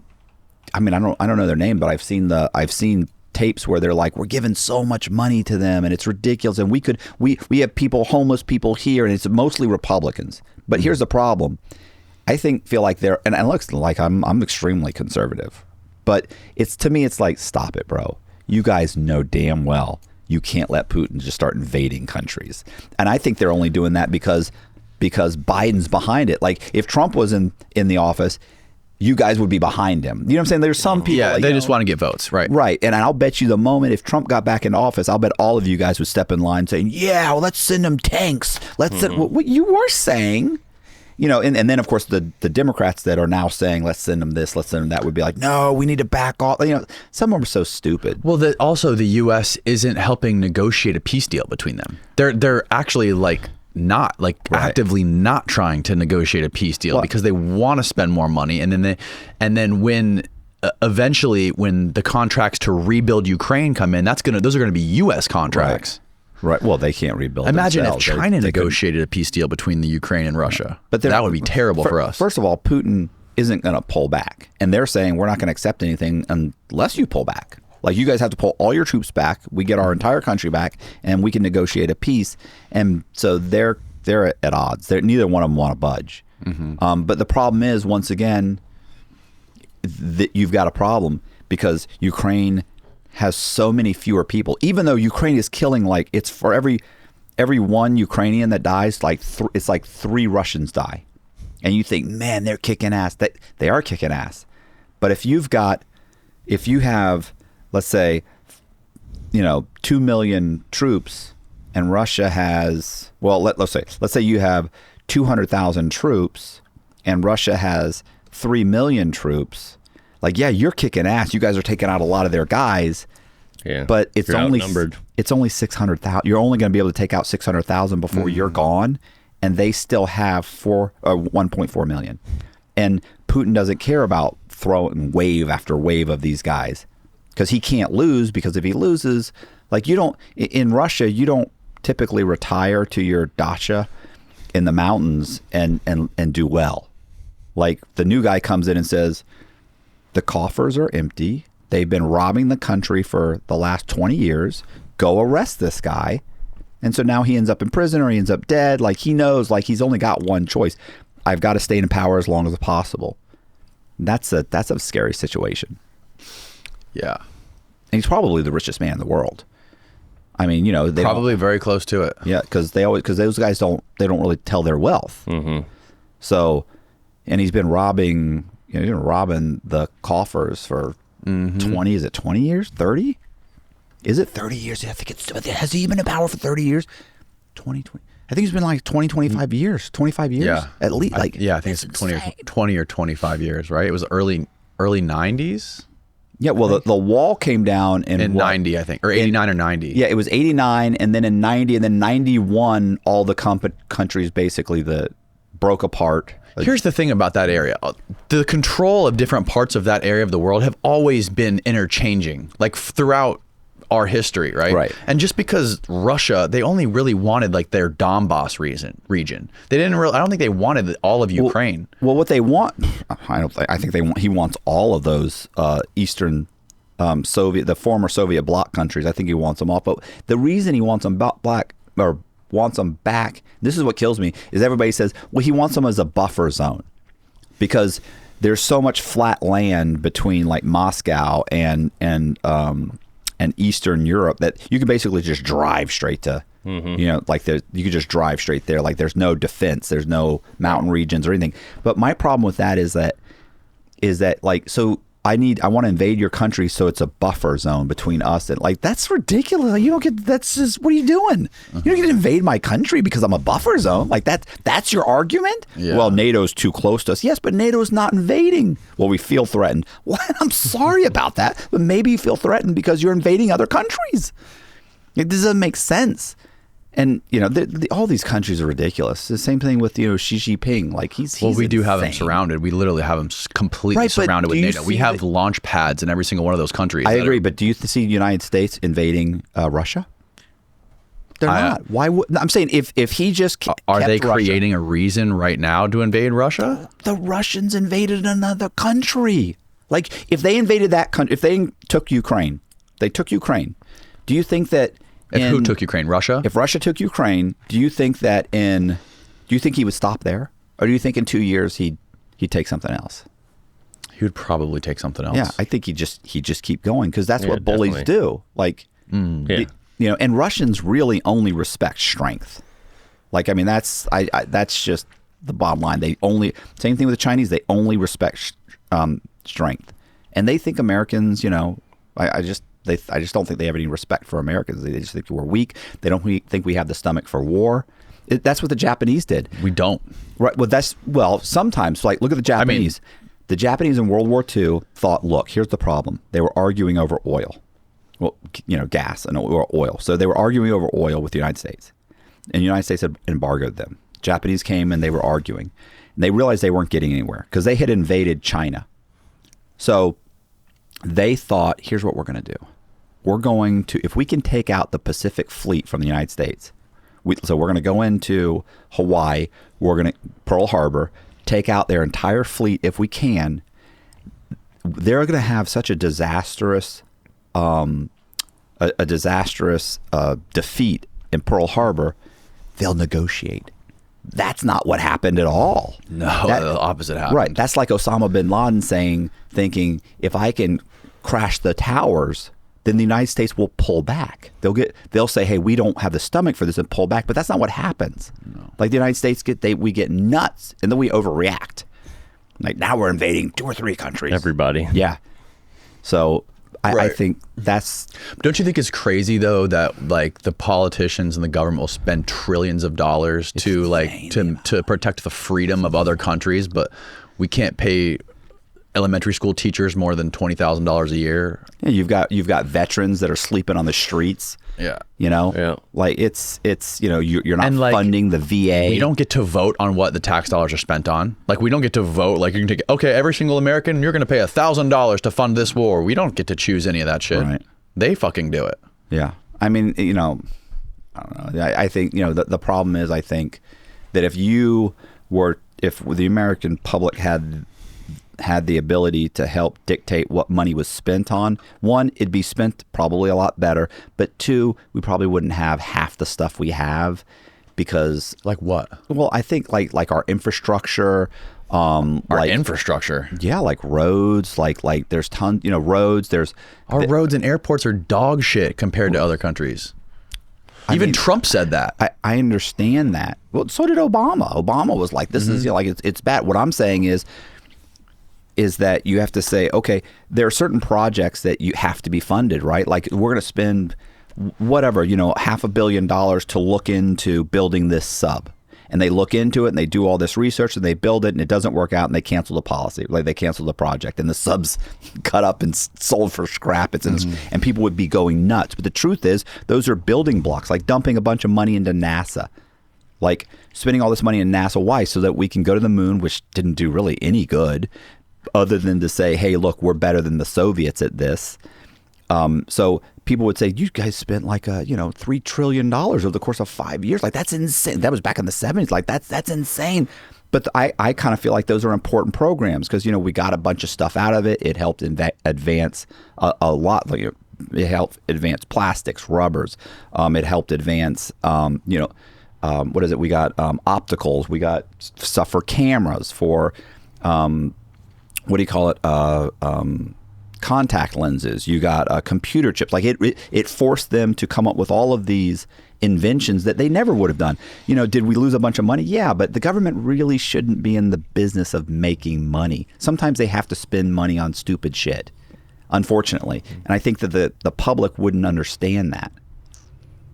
That's my take on. I mean, keep in mind too, the public knew how much money we were spending on the military. They'd be like, no, this is ridiculous. We'll just hunker down. But what happens when they start invading? Then it's like, where's our military? Well, you didn't want to spend any money on the military, remember? You guys wanted free health care. Well, I mean, we wanted to buy these new jets. We're spending $1 trillion. Yeah. We're spending $1 trillion a year on the military. Yeah. So let's just take $1 billion and spend it on something in the country. Like, let us get a little bit. Well, I'm not asking for a lot. Hey, listen, I'm dying for free health care. Like, I hear you. But, I also like the idea that I'm not really concerned about, the Chinese invading. I'm not concerned. What do you think about if China and Russia are teaming up right now? What do you think? I don't really think they are teaming up because it's working for China's benefit to they're buying cheap fuel. And I also don't really think that China is planning on invading Taiwan anytime soon. Like they don't have, like, to get across that strait, right? That the waterway between the two. Bustamante said he thinks that they're going to invade before the presidential election. No, like they don't. I can't believe that. First of all, that you need specialty crafts. That guy's a geopolitical galaxy brain, I hear you. I mean, I know that's just stupid to go up against Bustamante. I don't. But I'm saying that I've been watching a bunch of videos, and so that makes me an expert. Like, he probably can call a general or something. They'd be like, yeah, it's not happening. No, he's ex-CIA. Right. I know. I'm the one that told you've got to interview this guy. Who is he? I don't know. 2 weeks later, bro, did you call him? What? Who is this again? What does he want? I don't know. Literally bugged me to call Bustamante for like 6 months before I called him. Now look at that guy. Then he calls him. Bustamante blows up. He won't return a fucking text from me. Wait till you see. I loved it. You said you'd come on my program. It's like he's working on something big right now. He's about to be worldwide. Insane. Yeah, he's stepping on the backs of little people climbing the ladder. I get it. How dare you? Probably won't talk to you. He's not probably going to talk to you in 6 months. He'll be like, Danny Jones. God, that sounds familiar. But I think, look, I think to move that many troops. So petty. I was going to say, like, like, you need specialty crafts to move that many people to get them on the beaches of Taiwan. Like, they don't have. They have those. They don't. They don't have enough of them. You've seen their new ships? They don't have enough. Listen, as of 2 weeks ago, I watched a couple of videos where they were like, they don't have them. They can build them fairly quickly, but they just don't have enough to move that many people. And they're going to lose a ton of people going across that strait. They're going to, it would be a bloodbath. And here's the thing. Here's what I heard too. And I heard this from. But what if Russia helps them? Russia can't drive to Kiev. They can't drive there. Like, they ran out of fuel. They logistically they're not capable of even making a drive 150 miles outside their border. They're damn sure not going to go all the way to China and be able to help them. What are they going to help them with? They don't have landing crafts. They got bombs. I mean, yeah, they got some bombs. Do they still even have any smart bombs left? They got planes. They got some planes. Like, look, like we have, let's say, let's say 550 or however many, F-22 Raptors, right? And we have like F-35s, and so we've got let's say roughly 500 or 600 of them. Like, they have like their version of that. I forget the name of it. It's really cool looking. They've got like 80 or 100. Like, that's it. And remember, they kept saying, why aren't they using these in Ukraine? Their fear is they're going to get them shot down. that they're just not as effective as everybody says. Like nothing about the Russians worked out. All of these things that the United States and everybody was saying how amazing the Russians were and how advanced their military was. Like, look what happened, They bro. got more nukes. Thank God they haven't used a fucking nuke yet. That's if they even take off. Like, who knows? Bro, come on. I'm serious. Their trucks are breaking down. Their tires, they don't rotate their tires on their trucks. Half the fucking tires were falling off. They couldn't even drive their trucks. Like this, they're not taking care of anything. They're right now. They're doing. You really think that their nukes probably don't work? You think there's a chance that their of nukes course, don't they're work? 30, 40 years old, 50 years old. This is 30, 40, 50-year-old technology that's been sitting in a silo. Do you think they're keeping? Do you How think know they're? they haven't been doing tests though? That's what I'm saying. Because they don't even take their trucks and rotate the tires. Like you're giving money to generals that are underpaid that are using it to spend it on other things. Putin thinks, oh, all of our guys have night goggles and body armor. Like, no, they don't. I understand. No, they have to. We gave them money for that. Yeah, they bought some of them. Some of the special troops might have them, but the bulk of these guys are using like walkie-talkies from like Radio Shack. I mean, it's you've seen that. Like, why they should have crushed Ukraine. Mm-hmm. They should have crushed them. They didn't. What happened? Your force is 10 times as big. The country borders your country. You should have driven straight into the capital and crushed them, and you didn't. Like that's not a solid ally. Like that's not. How do they? And as far as missiles, like China doesn't need Russian missiles. China has a whole they have a whole sector of their army just dedicated to missiles. Like we have like the Army, Navy, Air Force, Marines. Yep. They've got another one which is just a missile division. Interesting. It's I mean and that's like because they're gonna probably bomb the shit out of Taiwan if they can't take it. Really, I mean they obviously they can bomb just the beaches and strategically, but I don't know. I just don't see them. I don't see them invading because I just think that there will be a huge embargo on everything Chinese, and the Chinese will be they're massively starving to death in 6 months to a year. The U.S. is already doing these. They're doing these war game simulations, right? Where like all the people in the military and the government, they like play this game where they all play characters in this like fictional war scenario between Taiwan and China, where China's invading Taiwan, and they're basically like creating this science fiction scenario on like, what do we do? Like, you people play China, you people play Taiwan, and we're gonna play the U.S. Okay, right. Do what you do to invade, like, and we're gonna try to see if we can figure out the right move and see what happens. And they're like doing these crazy simulations and almost and that was there was a think tank in Washington D.C. and this was like 3 months ago. They did a bunch of simulations, and they said like if Taiwan can survive for 3 days on their own, which is long enough for us to move like battleships and get there to help them if we come to their aid, then they can there's like an 80% chance that they can stay off an invasion. But that's if the United States helps. If the United States doesn't help, then ultimately they fall with, I think they said 3 months. I think they said they can't last more than, was it 60 or 90 days without the United States help? And with the United States help, there was like an 80% chance. I forget what the chance was, but they had to be able to hold their own for like 3 days because for us to, you got to load up the ships, you got to get there.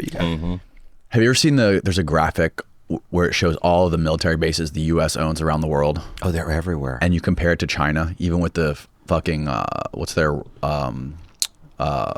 thing they have, the road, what's it called? The Belt and Road. Yeah. Initiative. The China's Belt and Road Initiative, where they have like all these airports and factories and all these things all around the world. But if you look up the U.S.'s base, it's like 10 times that everywhere. It's insane. Yeah. But I mean, that's also part of that, $1 trillion that we're spending to maintain There's all tax that money. Yeah, and pay all of that. And the other thing, how you feel now? The other thing is you got to think like, how far does that $1 trillion go compared to the CCP spending? Like they're not paying $10 for a light bulb. They're paying a few cents for a light bulb. Like, our money doesn't go as far as theirs. So they are spending a lot of money. They do have a ton of troops, a ton of people. I just saw something recently where the U.S. Army's having trouble recruiting new people. Yeah, Who wants to recruit like it? They made a video. I saw this video on YouTube. I forget who posted it, but it was I think it was actually on Fox News posted on YouTube, where the U.S. Army posted a video of like a trans, like a guy dressed like a woman, like doing some sort of song and dance, like for the U.S. Army, trying to recruit people, like young people, to join, like trans people to join the Army. So sad, bro. I was like, those aren't the people you want to recruit to the U.S. Army. That's should like have that. like Matt Cox like shooting up some test at the gym, jacking some steel. Those are the guys you want. I was gonna say that's like the Bud Light campaign. Let's alienate. Yeah. Let's alienate everybody that drinks our beer. Right. Like, that's just like, what were you thinking? You know, like. And then her explanation, the head of marketing, it's been a bratty kind of a not sorority, a frat boy, immature humor. Like, these are the people that buy your beer. Like, what are you doing? Did you see that video of her? No. Mm-hmm. Oh my God, their head of marketing is a female, and she's I saw a picture of her. Came up but with I didn't see a video. Yeah, she came up with the campaign, and then she was explaining, she was doubling down on it when it started going bad, saying, well, we needed to be more inclusive. The brand is in decline. We need to be more inclusive. Well, there's inclusive, and then there's alienating. Mm-hmm. And what you did was you included less than 1% of society, and you excluded 100% of the people that currently buy your brand. Right. Like, and you insult them, and then you go on and insult them. They're like fraternity boys, immature, bratty. And it's like, what are you doing? It's your customer. Yeah, that's your customers. Like, don't insult your customer. I mean, I'm not a marketing genius, but I'm pretty sure that you don't That's a insult bad the move. people that are buying your brand. I understand you want more. I get it. I love what Kirill said about it. You remember what he said in that comment? He's like, beer fucking sucks. It's like drinking bread. Like, they're selling it like Costco now for like a case of beer for like $1.25 or $1.30. Like, it's insane. Like, I hate beer. They're desperately trying to, and they're desperately trying to get rid of that beer now. Like, it's piled We're going up. to Costco. Like, there's like empty, like all the other beers are empty. Like Coors and all these other ones, like the shelves are empty with that, and there's all the Bud Light brands are still there. I also heard Costco's got their own brand of golf balls now. Multiple people have told me this. Yeah, and they're selling them for like super cheap. They've been doing that. Have they? So They ripped off the Pro V1X and they had to change their golf ball because it was basically the same exact one as the Titleist. So And Tyler, it was like a quarter of the price. Lexi's brother Tyler was Had just to change it. saying that he was like trying to get up there. He wanted Everybody goes Lexi there. to go up there and get him, and she went up there to go get some balls. And I'm like, shit, for that cheap? I'm like, hell yeah, Yeah. get me like 3 boxes of them. Yeah. They're And the they same were as the sold out. Titleist. The guy at Costco's like, yeah, they come in and they're off the shelves the same day. Yeah. That's Kirkland's. And apparently, Costco's trying to come up with like a bunch of golf shit. They're gonna start making clubs and They shit. sell clubs already. Oh, really? Yeah. Costco brand? No. I forget what brand they sell. I want to get a Costco set of clubs. Or maybe it's not Costco. Maybe it's Sam's. I think it's Costco. I don't even. Anyway, But they what- do. what Yeah, were they we have the just talking Kirkland's. about? Beer? Oh, yeah, the beer. I think that was over. Yeah, this is $1? You said, well, how much? It was like $1.75 or $1.25. Like, it was super. I just you remember can't thinking. pass up on that deal. I just remember thinking, my God! Like, and the guy was like, they're practically giving it away, because they had just it was just stacked up. Like, Isn't it so weird that we're the only, aren't we the only country that like has all this infighting about like people trying to be different genders or like trying to because when you even talk to people in Europe, like people in France or Germany or like some of these like left-leaning sort of like semi-socialist countries, right? They're not super conservative, right? They're kind of liberal, and they're a lot of young people. They just look at it and they laugh. They're like, it's so weird what's going on in the U.S. When you hear people's perspectives who aren't in the U.S. especially, it's like they're like, I don't know. I mean, it's not going on in any other countries. I mean, definitely not places like Russia, obviously, because they're war-torn country that's been through crazy Yeah, conflict. but they have real things to worry about. Exactly. It's like it's so. It's funny just how like- if there was a war right now, like a major war, like a serious war, not like we're sending off our current existing troops to go fight some war that doesn't really affect the You mean United if States. the continental United States actually got invaded? Like if suddenly, yeah, exactly. Like all that shit would be out the window. All of it. My Right. fear is that the youth, these are the people that would have to help fight that war. My God, could you imagine if 19, 20, 22-year-old kids had to help fight a war right now? The kids that are being raised like it's well, isn't it like fucked. they can't get their driver's licenses. Isn't it the same thing as what happens to late stage empires?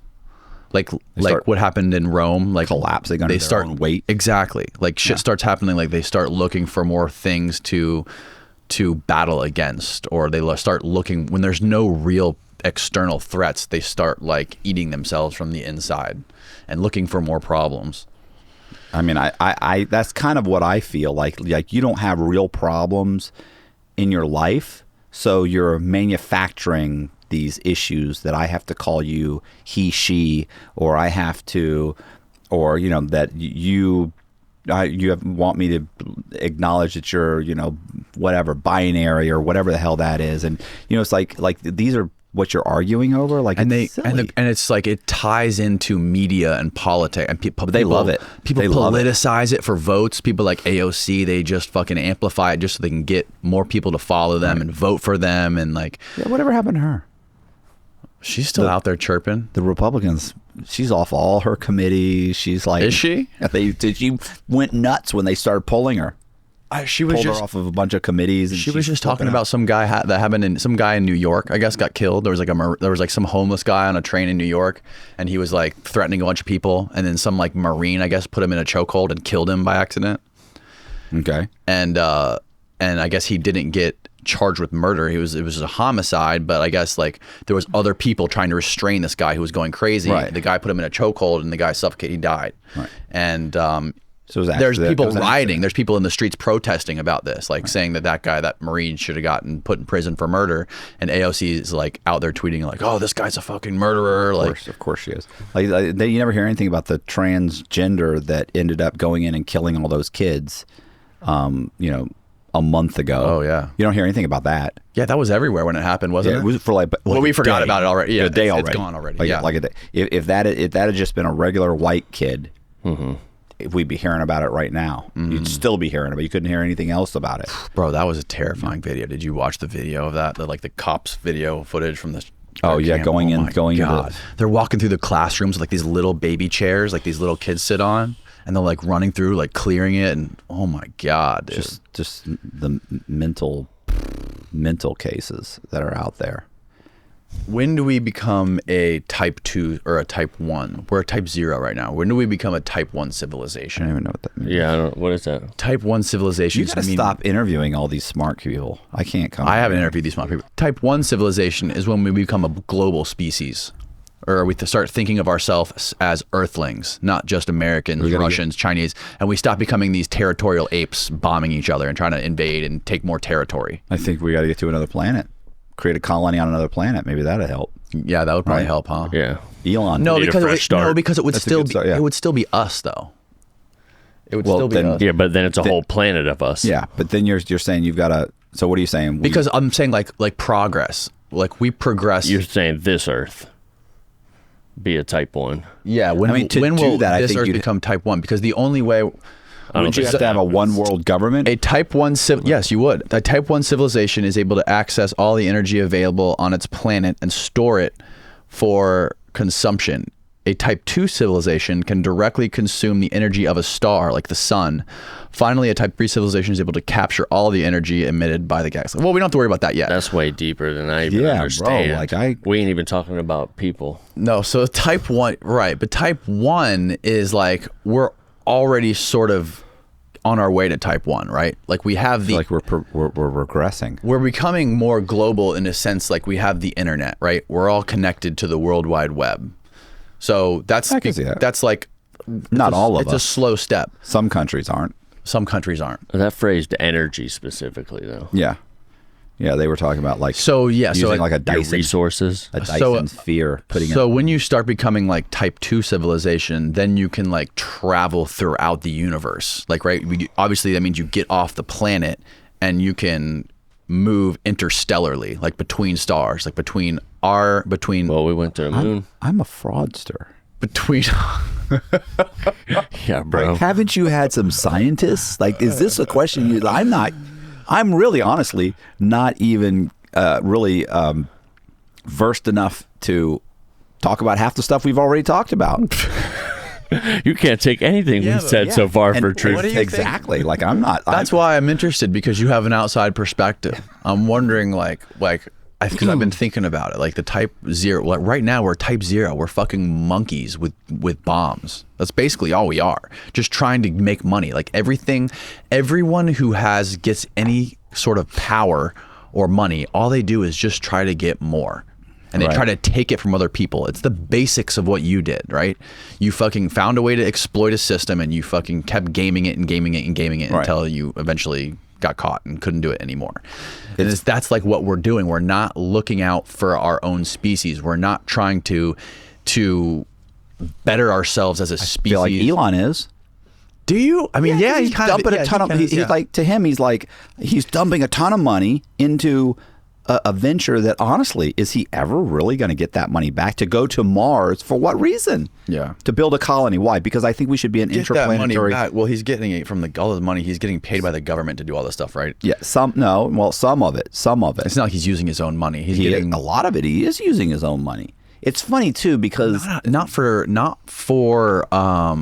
SpaceX though. He's got a lot of people. Like, did you watch that documentary about him on Netflix? Yeah, he has a lot of. He's getting recouped for a lot of money, right? Yeah. For doing things like bringing up satellites and things like that. But is he making back all of his money? And who knows if he would or not? Look at what's his name, Bezos. Like, Bezos isn't getting any of the contracts. Right. Like, he goes up against Elon, loses. But he keeps dumping money into it because, of course, he's one of the richest men in the world. So he can. Like, to me, it's like, if I had that kind of money where I'm not going to run out of it, I would probably do something absolutely ridiculous like that. Like I'm not going to run out of money. Let's see if I pretty much got everything. I mean, Elon's got so much money that he doesn't even care anymore. Like, he's sleeping on people's couches and sleeping in like nothing matters sheds anymore. Yeah, exactly. Like, hey, let's drop one of these little rooms that I'm building here, these little cubicle things, and drop it. And what are those things that what I'm talking about? They bring them in on a Yeah. What are they called? They're called tiny house. Tiny houses. Well, yeah, they're kind of like tiny. They are tiny houses. Yeah. So he's got one of those so he can sleep there. Like, he owns a couple of houses he didn't sleep in. They're like prefabricated homes. Right. Like, trailers. You've seen him. Like, he's a mess. They're built in factories and they're just dropped there.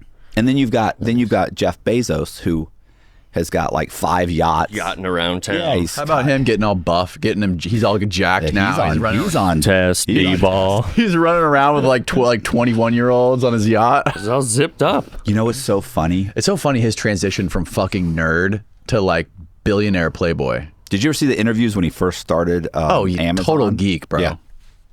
Same with Elon too. You see like his early He was bald. Now he's got a full fucking head of hair. Hey, I heard you just did a deal with some Turkish hair loss company. No, I didn't do it. You need to hook me up, bro. My corners are getting yikes. They have them in they have a clinic in Mexico, so you don't even have to go to Turkey.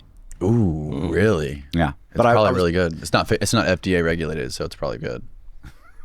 It's just surgery. It's the same surgery they do here. Oh, is it the same shit? Yeah. Oh, then why do you have to go to Mexico? No, because it's cheaper. Super cheaper.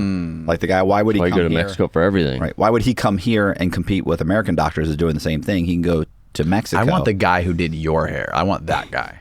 Just to fill in the corners, like maybe a 1/4 inch. I don't know that guy. I want one more surgery. Really? Oh, we had a talk and everything. But the problem is, in the end, Can we start a GoFundMe? In the end, I'm going to have to come up with, you got to come up with a few grand. I have to explain to my probation officer that I'm going to get a hair graft. He's going to be like, yeah, couldn't you maybe throw that towards your restitution? How can we scam an insurance company into paying for your hair? I mean, health insurance companies are the biggest fucking scam artists in the world. We got to be able to get them back somehow. I don't have health insurance. Oh, you don't? No. That's sad. I know. What if something happens? Yeah. I got health 53. insurance. I got health insurance. You can't get it. They pieced you back together like Jesus like Christ. an old car. They rebuilt you like, and every time I hear about all this stuff that was Titanium, bud. He's like the scarecrow. You look fine though. You walk fine. Like I wouldn't think you were like, in all the accidents and your back and Oh my God, he's fucked up. You shouldn't. The surgery made it better, man. But you seem fine. You don't. Did we already you don't talk like about- sit weird or hunch or. I got a weird walk. Do you? Yeah. My back's fucked up. Well, you seem fine. But my equilibrium's like fucked up. Did we talk about last time you were here? Did we talk about your heart rate? No, I don't know. Yeah, I think we did. What's wrong with your equilibrium? I don't know. It's all fucked up since some accidents and shit. Really? I get like you ever get that ringing sound in your ears? Oh yeah. If I drink like 3 cups of coffee. Yeah, I get it a lot. I have it all the time. Yeah, I get it probably at least once a day. Really? I get it. Where literally. it goes like full fucking. You know whole what- world's tuned out. Oh, that loud? Yeah. Oh shit. Where wow, I go that's bad. totally deaf. I have No, like I don't- mild not- it's not tinnitus. that But it's only for like 10 seconds. It like fades in and fades out. I got my blood work done. You might the other have. day. You might be getting directed energy. You might be like targeted Yeah. by the CIA. Might be like, bro. I had a guy Billy here. Carson said it's aliens. Talking to me. Oh God. Listen, I got my blood work done the other day. Oh yeah. Let me tell. What's your test levels? They were everything was like they give you a range like between your whatever is between should be between 200 and 250, right? Or What? whatever. For what? No, I'm saying in general. Just this should be between Oh, yeah, 1200 and 1500, and mine would be like 1312. This should be between 300 and 375, and mine's like 300 and 40. You're right in the dead I'm center. I'm almost always right in the middle, and then you got to testosterone. And it was What's the range? It's 200 to like 650 or something. It's 250. No, it's 250 to 1100. Okay. Mine's like 1560. Nice. And I was like, You're pinned. wow. And Nice. I called Ryan Root, and he's like, it's fine. He's like, Yeah, "It's they don't good." care. He goes, it's good, bro. It's good. You feel good, right? I feel great. Yeah, it's good. It's good. Rock hard, baby. How's your libido? Yeah, it's I'm hungry all the time. What's your We talked dose? about this. What's your dose? I don't even know because Jess gives it to me. You don't know how many milligrams you're taking? No, How it's like- often do you take it? How often do you shoot? Twice a week. Twice a week. But listen, I'm strong. God, I want to get back on it so bad. Like I'm like I can do like 30 dips. I do like 4 or 5 sets of 30 dips. I do Wow. pull-ups. I do 4 or 5 sets of 30. Like I've never been able to do pull-ups. Like I can do pull-ups behind my head. I can do this? Yeah. Oh, easy. Wow. And I don't mean like one. I mean we're talking about Look at him. How many 10 pull-ups can you do, Shane? Oh, my shoulder would pop out, bro. One pull-up can. One pull up. One pull-up's too pull much. out, fucking shoulder out. Fuck, dude. Told you. It's I mean, I could do other shit. I just can't do shoulder shit. Oh, listen, I doesn't go to the- could never do like I've never been able to do like a pull up like Yeah. By my- I need now I'm shoulder just- surgery bad. He needs to get I the need stem some cells. stem cells. I got to go to needs the- Mexico. He needs the stemmies. I need stemmed up. Wait, You don't know stem cells? Isn't that illegal? No, In the stem United cells. States? No. It might not be federally FDA approved. It might not be FDA. I feel like that There's makes it lots of illegal. places. Rogan gets them all the time, so it's got to be all right. Yeah, but he went. I think he went to Colombia. No, they go over there- Medellin. They go they- to Medellin. No, the guy on his podcast said they go right over the border in California, right down there. Oh, Tijuana. Tijuana. Yeah. There's one in Tijuana. They're too. right to Tijuana. They fucking put you up in the 5-star hotel, Yeah. juice you up. They got saunas. They got hyperbaric oxygen chambers. They got a spa there. Then you just drive right back over the border. Oh yeah, it's full treatment. It's like $8,000 for the week. They give you multiple sessions. Like you go in there on a Monday. Can we start a GoFundMe for that? Bro, you already got the GoFundMe. Just ask the boss man. Yeah, they ain't funding that. I don't feel like I want to So do anything. are in you Mexico. just on the test or what else? No, I also take I take Finesse. an estrogen blocker. Oh, you take that Yeah. thing too. Yeah. Only because like So you did your blood work and your estrogen was too high? No. It's just that because when I started taking the test, like one of my Oh, your gyno. Yeah, and keep in mind too, like they're gone. Like the glands are gone. Oh, you got them removed? Yeah. Really? I had 2 surgeries. One, they cut them in half. It started growing back. When? Oh, this is when I was younger, 20 something. Oh yeah, because you said you were taking that shit when you were young. Right. So then they removed them. So then they just removed them, but still something must still be in there because I started getting a little bit of a pain in one of my breasts, right? I hate to say breast because it doesn't sound masculine, but it pec. just started kind of hurting a little bit, right? Like I was like, that fucking hurts. I hurt. So I talked to Ryan, and we ended up getting. He said, look, just take like this as you need it. Like take like half a tablet every time. So I took half a tablet. Boom, it's gone.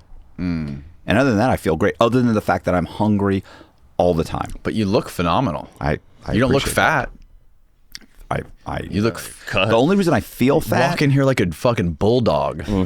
Like a little bulldog, dude. The only reason I feel fat because I weigh like 180 pounds, and I'm like, this is You weigh 180? Damn. Yeah. We weigh the same. Yeah, I weigh a little over 180.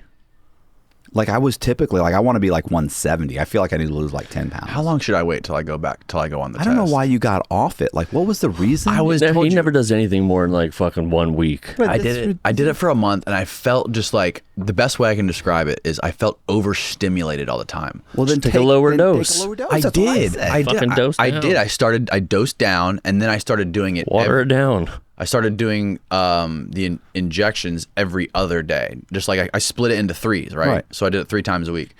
And I still felt like I felt a little bit less overstimulated, but then look, so I did my blood work pre doing the testosterone. Were you working out? Yeah, I was always working out. Okay. So I did my blood work pre testosterone, and my test level was like 730. Right, something like right that. in the middle. So I got in the middle of the month when I was doing the testosterone, I did my blood work again, and it was like 640. What? Why Then would it be? I stopped, right? I stopped the end of November. Doesn't make sense. I know. I stopped the end of November. Faulty test. And then I got my blood work done again end of January. I'm back up to 750. How did you never? Where are you going? How'd you never get out the? The same place everybody goes, bro. How The did you- Quest. You're going to that lady with those fake machines. No, What's bro. her name? Literally, the blood work I got They're just typing them up. I got literally like the most comprehensive blood panel that money can buy. The lady had the needle in my arm, and she, they fill up those vials. She had like a fucking grocery bag full of those. They were falling on the ground everywhere. I'm like helping her pick them up. She had like 30 of them. It was insane. They tested everything, like literally everything you could possibly have. And I don't know, for some reason it was lower. I wish I had money to burn. I'm like, what's the cheapest one? I need the testosterone. Can I just get that? No, I'm sorry. It's a whole panel. Okay. Well, that's all I need, though. Yeah. Like, listen, I might have had there's different esters, like there's cypionate, enanthate. There's like 3 different esters you can take. One that the cypionate lasts the longest. The that's what I'm taking. enanthate has a shorter half-life. So I don't know. I don't know. I want to try it again, but I want to figure out. I'm like at 750 right now, so I don't want to there's really no need. I mean, that's where you're basically supposed to be. Yeah. All right. Like that's. But when I was like, probably where I am normally. I mean, this thing is off the charts. I don't know what's happening. but when I first did it, like Fucking redline it. the first bad for injection I did, Feel bad for her sometimes. the first injection I did, I was like, Enough already. she's like, what? Oh, you're She's just like, trying enough already. I'm, to hunt her down like a. she's all like, hey. Fucking horned up bulldog. She's walking around with one of those 5-gallon paint sticks. Pow, stop it. Sit. Matt's humping legs in the kitchen. That's hilarious. But yeah, no, that's why I got off. But I want to try it again. I'm like, I really want to try it again. So I think I'm going to try it again. You know what's funny? I wonder what would happen to Boziak because he's super hyper sensitive to any type of drug. Like you look at him. I am too. You look at him, you'd think he takes drugs. Like he doesn't drink, he doesn't take drugs, he can't drink coffee, he can't take aspirin. Like, he ate 2 fucking 250 milligram gummies the first time he came in here. Listen. No, weed's a different now, story. weed's different. Yeah. Okay. He's big on He weed. does a lot of weed. He has no problem with weed, but he has a major problem with any kind of medication, like anything. I'm like that too. So yeah, he couldn't take anything. It's called a hyper responder. It's horrible. Like Yeah, it's it sucks. horrible It sucks. because he can't take anything for anything. Like But it's good if you're addicted to pills because then you save money. yeah, I guess so. But if you need medication, it's not good. Nothing. He said if you're addicted to pills, it's good because you save money because you can't take them. It's like I don't know where that came from. But I mean, what if you need medication? You can't take it. Yeah, you just take a smaller dose. You just break the thing into quarters. He does. He takes he'll take little he'll have like a pull his back or something, and he's like he takes ibuprofen and he gets all like feels sick and Really? Yeah, it's like it's ibuprofen. He's like I'm like, how much did you take? He's like, I broke a pill in half. He's like, what do you mean? Right. Like I barely took any of it. And I'm like, well, that's not even gonna do anything. Look, I got a little pain. I'm popping 1,000 ibuprofen. Oh, look, 1,000 milligrams. Wait till you're my age. I wake up. That's just part of my routine. I walk up to take fucking three 200 milligrams. This guy got COVID. He's fucking chewing up Vicodin, bro. That'll help, right? It worked. You didn't just 2 days later, I was straight. That's the Fucking secret, bro. slept it off. Fuck ivermectin, bro. It's the Vicodin. That My helps. grandma came over, brought over 800 milligram ibuprofen, some Vicodin, fucking some COVID. some cough syrup. I'm laying on the couch. She brings over a Ziploc bag of pills and some cough syrup. Here, Shane, take this. I was straight 2 days later, slept it off, sweated out. Fuck. I had COVID again. I've had it twice. Really? Justice had it 3 times. Damn. I got it when I went to Podfest. We both got it. Jess and I both got it. Yeah. Really? Podfest geeks got shaking hands and All COVID up. yeah. Yeah. Did I tell you what happened? I gave a speech. Did I tell you about my speech? No. No, Listen. speech. So I had to give a talk. Basically, it was something like 60,000 subscribers, like in 2 years or something. I forget what the name of the speech was. Like how to get like whatever, like. And I basically got up and just said, look, you have to. I just gave like 5 tips, right? Now here's what happened though. So there's a room, and I remember thinking like these guys are going on this app and they're trying to get people to go to their little show, right? I never did that. I go to the show. I go to the thing. Podfest. It's okay. It was 5 days. It honestly could have been 2. So you see everything the first day, and then maybe you want to loop around again. But after that, so then they have these rooms that are broken up. It is very professional. Like it's a super cool kind of thing for 2 days. So then they have breakout rooms where you go and you talk. Sometimes they have big ones. There's 500 people there. Sometimes there's a small one. There's 150 people. So I'm thinking nobody's going to be at my thing. I never tried to promote it. I never tried to do anything. I just told the guy that runs the place, Chris, I told him I'll do it. He said, okay. So I go to do it. Christos? Chris Mosto, whatever his name is. Yeah, Chris K. So I go, and I'm also was on a panel. So I go and I get there and I'm like this place, like it's packed. The room is packed. And somebody goes and they do a talk, and that's great. They do their talk. More people are kind of coming in. The place is packed. This guy does a talk and he sits down, no big deal. And then this other chick gets up and she does a talk. And listen, like halfway through the talk, I remember looking over at Jess like, this is the worst chick to follow up. This chick's been doing this for 5 years. She's polished. I mean, I was like, wow. And Jess was like, yeah, she's good. She's good. And it was Thanks for the support. right. It was just like, wow. So then she's done. As soon as she's done, I'm thinking, okay, great. So now I get up to do mine. And as I'm getting up to do mine, and she says, okay, she's got the mic. She kind of stops and she says, listen, if anybody else wants to talk about this or needs some help or needs this or needs this, blah, blah, blah. She said, I'll be out in the hallway. Come on out in the hallway. More than that. 90% of the room gets up and walks in the hallway. There's like 6 guys left. And then you went and did your speech. Damn. And then I went and did my thing. So obviously I was fine because there was only a few people. But I sat there and I thought, wow, like that, like I would never do that to somebody. Yeah, that's kind of fucked up. It was real. Like I wanted to go to her and say, the fuck did you just do? Yeah. Did you see what just happened? Like, did you see what you did? Like, would you want that done to you? Yeah, that was fucked up. It was just such, if it was anybody but me, like if I was in the crowd, like I probably would have been like, I would have laughed like, oh my God, that was horrible. But I was like, wow, well, I'm not nervous now because there's nobody here. So she should have thanked her. Yeah. There was maybe whatever, let's say 15 or 20 people. So I did my little speech, whatever, it was fine.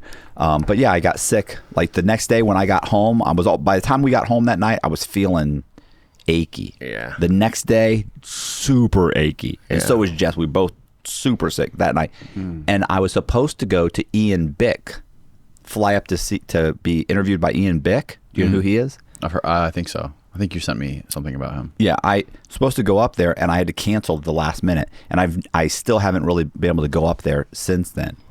And so now when people say, hey, you should be on Matt Cox's podcast to Ian Bick, he says, fuck that guy. He canceled on me. Really? And I'm like, he really says fuck that guy? No, I don't. He doesn't really say fuck that guy. He kind of almost does. He goes. He basically is like. He says like, screw that man. To hell with that guy. He canceled on me. I had COVID. Like I had COVID. I even texted him. Did he get his flight reimbursed?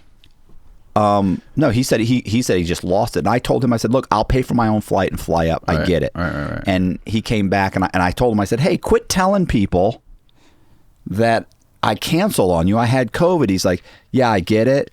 But you said you'd be up here within a month, and it's been like 2 months, and I haven't heard from you since. Okay, granted, that's my fault.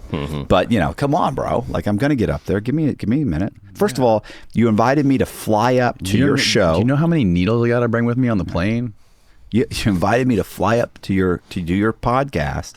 And you have like 3,000. At that time, you think he had like 5,000 subscribers. I think he's got like 30 or so. He'll probably be at 100,000 before I'm at 100,000. Like listen, he's booming. People like him. Bro, when is Tucker gonna start a podcast on YouTube?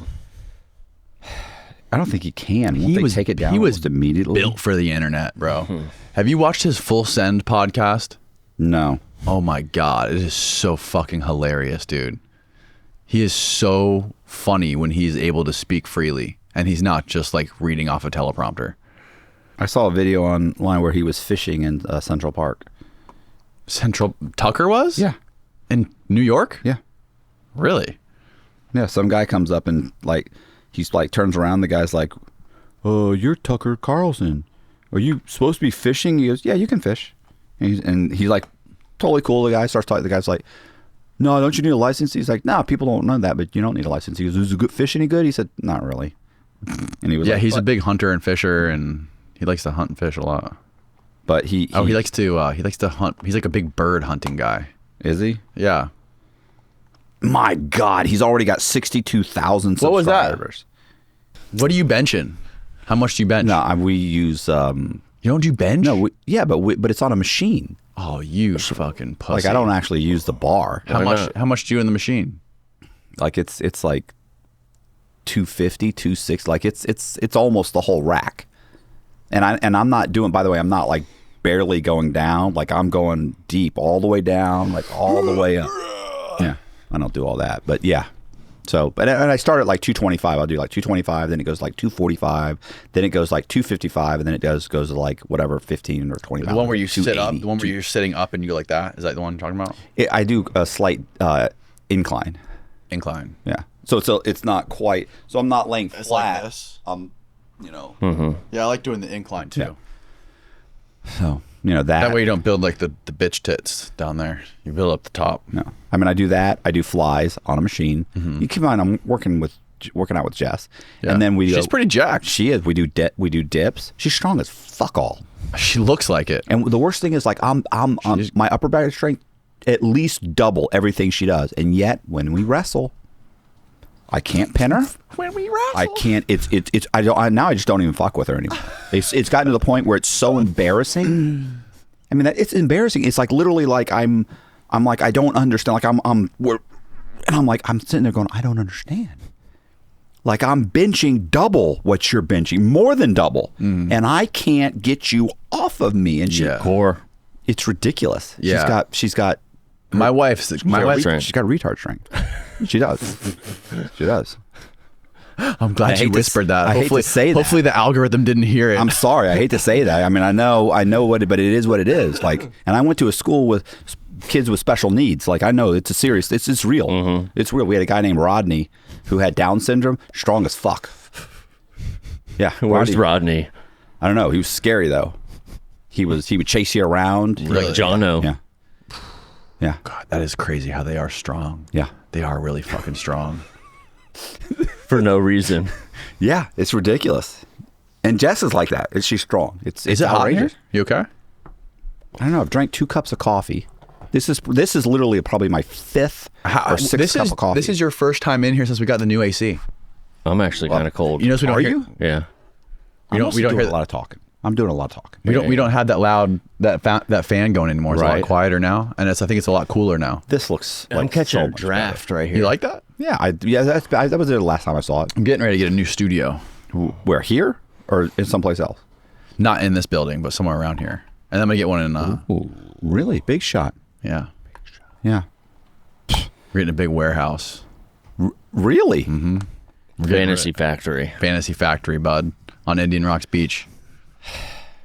Seriously? Mm-hmm. What? You know why? Like it bothers me. Wait when till you things see it, happen, bro. And I like that jealousy feeling. Why would you be jealous? Because I feel like I'm above that, but I'm not. Because I'm running my whole thing out of my living room.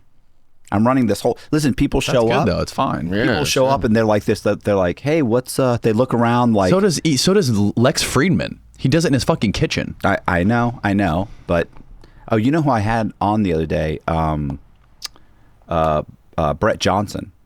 Oh yeah. Yeah. I had him on here a while ago. Yeah, this is the second time I've had him on. Oh, really? He's great. Yeah, he is good. Yeah, we were both on the Secret Service's most wanted list. Yeah. We both go back and forth. Oh, I bet that's fascinating to hear you guys talk. It's hey, good. what's up with Rausini? You told a story about him. When is he getting out of prison? Didn't you ask me that the other day? Yeah, right? but we didn't.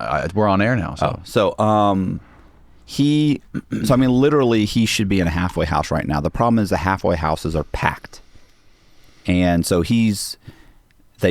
there's just nowhere for him to go. Like, he should be home. He should be in a halfway house or on an ankle monitor right now. Like, he's literally telling his case manager, like, have me go. I'll immediately go on a, I'll immediately go home. Like, my home's already been approved. Like, he probably will not be in a halfway house for 6 months. And even then, he may only get a month or two. yeah. Basically be out of prison. Where's he gonna move? Where's he gonna be?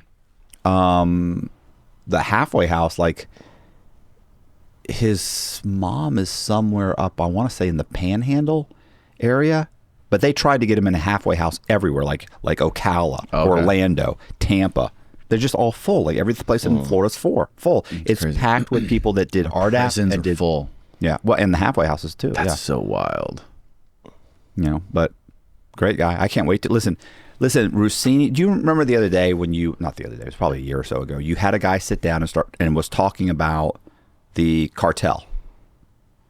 You understand that Pete can tell you the origin of every single cartel, how they've turned the different factions, why they became different factions, the murders and double crosses. He can tell you it's insane how much he knows. He could sit here for 6 hours straight and tell you just about everything. How does he know about it? He just, he's got Watch Narcos?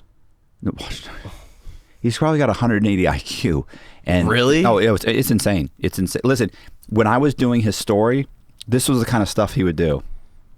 It's funny too, because as much as I despise Deveroli, he was much like this. Only Pete's likable. And Pete would go, I would say, okay, well, when did this happen? And he'd go, oh God, that let me think. That was he'd say, okay, so it would have been that was Tuesday the 12th. And it'd go, what? Yeah, June. It was a Tuesday. It was on the 12th of June. 1992. And you'd be like, why do you, Rain Man? Like, how do you know that? He'd go, well, because I remember so and so's birthday was on this this date, and I remember we went to this concert, and it was 2 days after that concert, and like he literally has this whole, and he could do it all the time with everything, and if you went back and double checked, damn if he wasn't right. Really? It's bizarre, and he'll keep in mind too. He's from Brazil. Right, so he speaks Spanish, he speaks Portuguese, so he'll, listen, I can't say Spanish words, like or Portuguese, and or French or anything. His pronunciation is perfect. He just, he's one of those people that I talk to that I feel like, you feel like you're drooling when you're talking to him. You're like, God, like this is ridiculous, and I feel like he's patiently talking to me, like.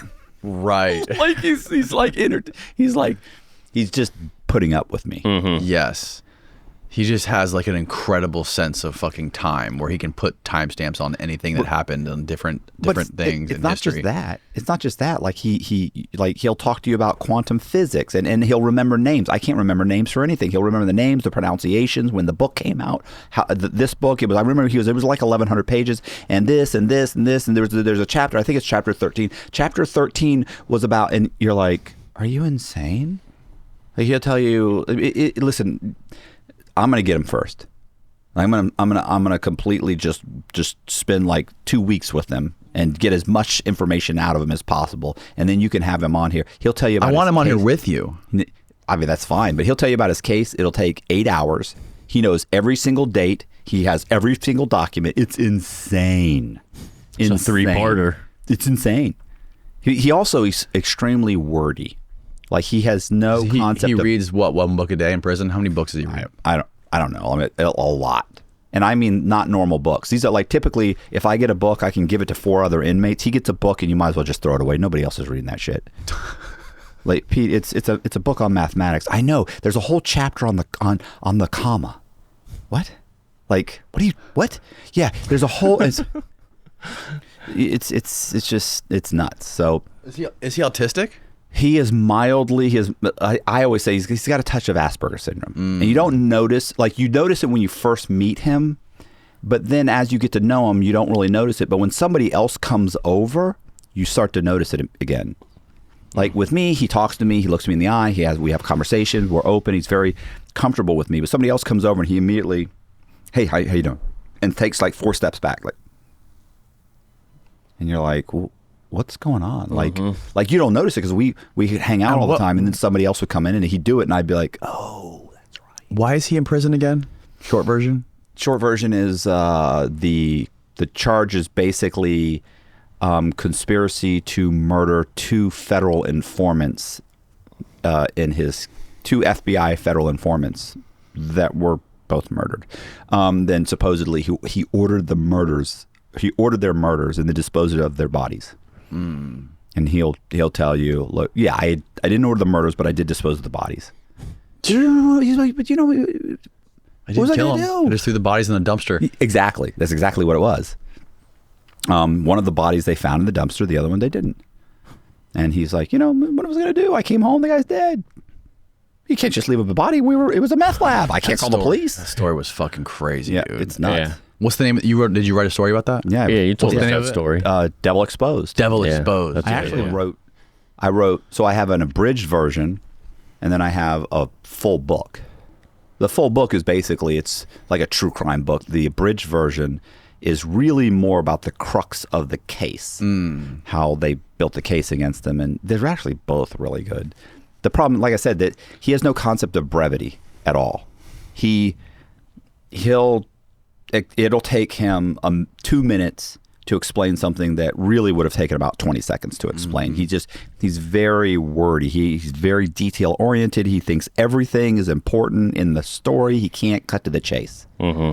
So, but his research is fucking amazing. The problem is you have to read 2,000 words to end up saying, okay, here's 2,000 words. I'm going to use 200 of them. And he's, oh, are you serious? What about this? What about that? It's irrelevant to the story, Pete. Oh, I'm like, I'm sorry. He gets all upset. And then I'll tell him, I'll send him an email and I'll be like, bro, thank you so much. This was great. It was really informative. I chopped it down to 2 paragraphs and I'll say, you really need to work on not sending so much information. Damn well I don't need to know every single thing about that person to introduce them when they're only going to be in one scene. So what exactly is he helping you with in prison? The book, it's called, we call it The Company. It's about the chip heists, all those chip heists. Yes, he's doing the research. And listen, from inside prison, so during the pandemic, they shut down the archives because these are old, like they're all archived, right? Like there's tons of articles, but you can't get them on the internet. They were back in the late 80s and 90s. So, and then even a lot of the court documents are on the archives. They're not updated on the system. Like right now, something 10 years ago, you can go pull everything on my case on Pacer. But this is back in the 80s and 90s. This is on microfiche. Yeah. So we couldn't get into the archives. So Pete happened to be talking to his cousin who knew a girl that was actually dating a federal judge. So he got to the federal judge, explained that he was doing research on this case and the archives was closed, but he really needed it. The federal judge calls down the people from the archives and asks them to go and pull the file, and boom, we get a fucking chunk of everything we want. I end up having to pay for it. I think I paid like whatever it was, $600 or something for the research and everything to get the research. So now he's got all the stuff, and he researched everything, read all the trial transcripts, read everything, went through and highlighted it. He ordered tons of newspaper articles on archives. I end up having to join some archive system to pull articles and send those to him. And then he's a machine. He reads it and comes up with the information that you need. But it's a super interesting story. Do you pay him? No. Wow. I've offered to put money on his books, do this and that, but keep in mind he's got a mom. It's Pete and his mom. That's really, and some cousins. And so that's really all there is left. Right. Pete's dad died when he was in prison. You know, and honestly, you know, how long has he been in? Oh, Jesus. Almost over 25 years. How old is he now? He's exactly my age. Wow. We're both 53. I think our birthdays are, his birthday is a few days before mine, maybe a week. Wow. I want to say maybe he's June 5th or something. I don't know. I could look it up. That's crazy, man. Well, Matt Cox, it's been enlightening. How long's this been? 2.5 hours. Almost, yeah. 4:30, 5:30, 2.5 hours. Yeah. Wow. Thanks again. Well, listen. I was gonna say, sell it. Thank you for watching the video, and if you like the video, do me a favor and hit the subscribe button, hit the bell so you get notified of videos just like this. Leave us a comment in the comment section. We'll respond as quickly and promptly as possible. Try and respond to most of those videos, or most of the comments. If you want to get in touch with us, go into the description box. Danny's email will be there. My email will be there. And also, we'll leave the link to my channel, which is amazing, although it is a grind and it's not blowing up quite like Koncrete. But it's all true crime stories, and it's a lot of fun and super interesting. So I appreciate you guys watching. Share the video and hit the like button. Subscribe. And see ya. See ya. See ya.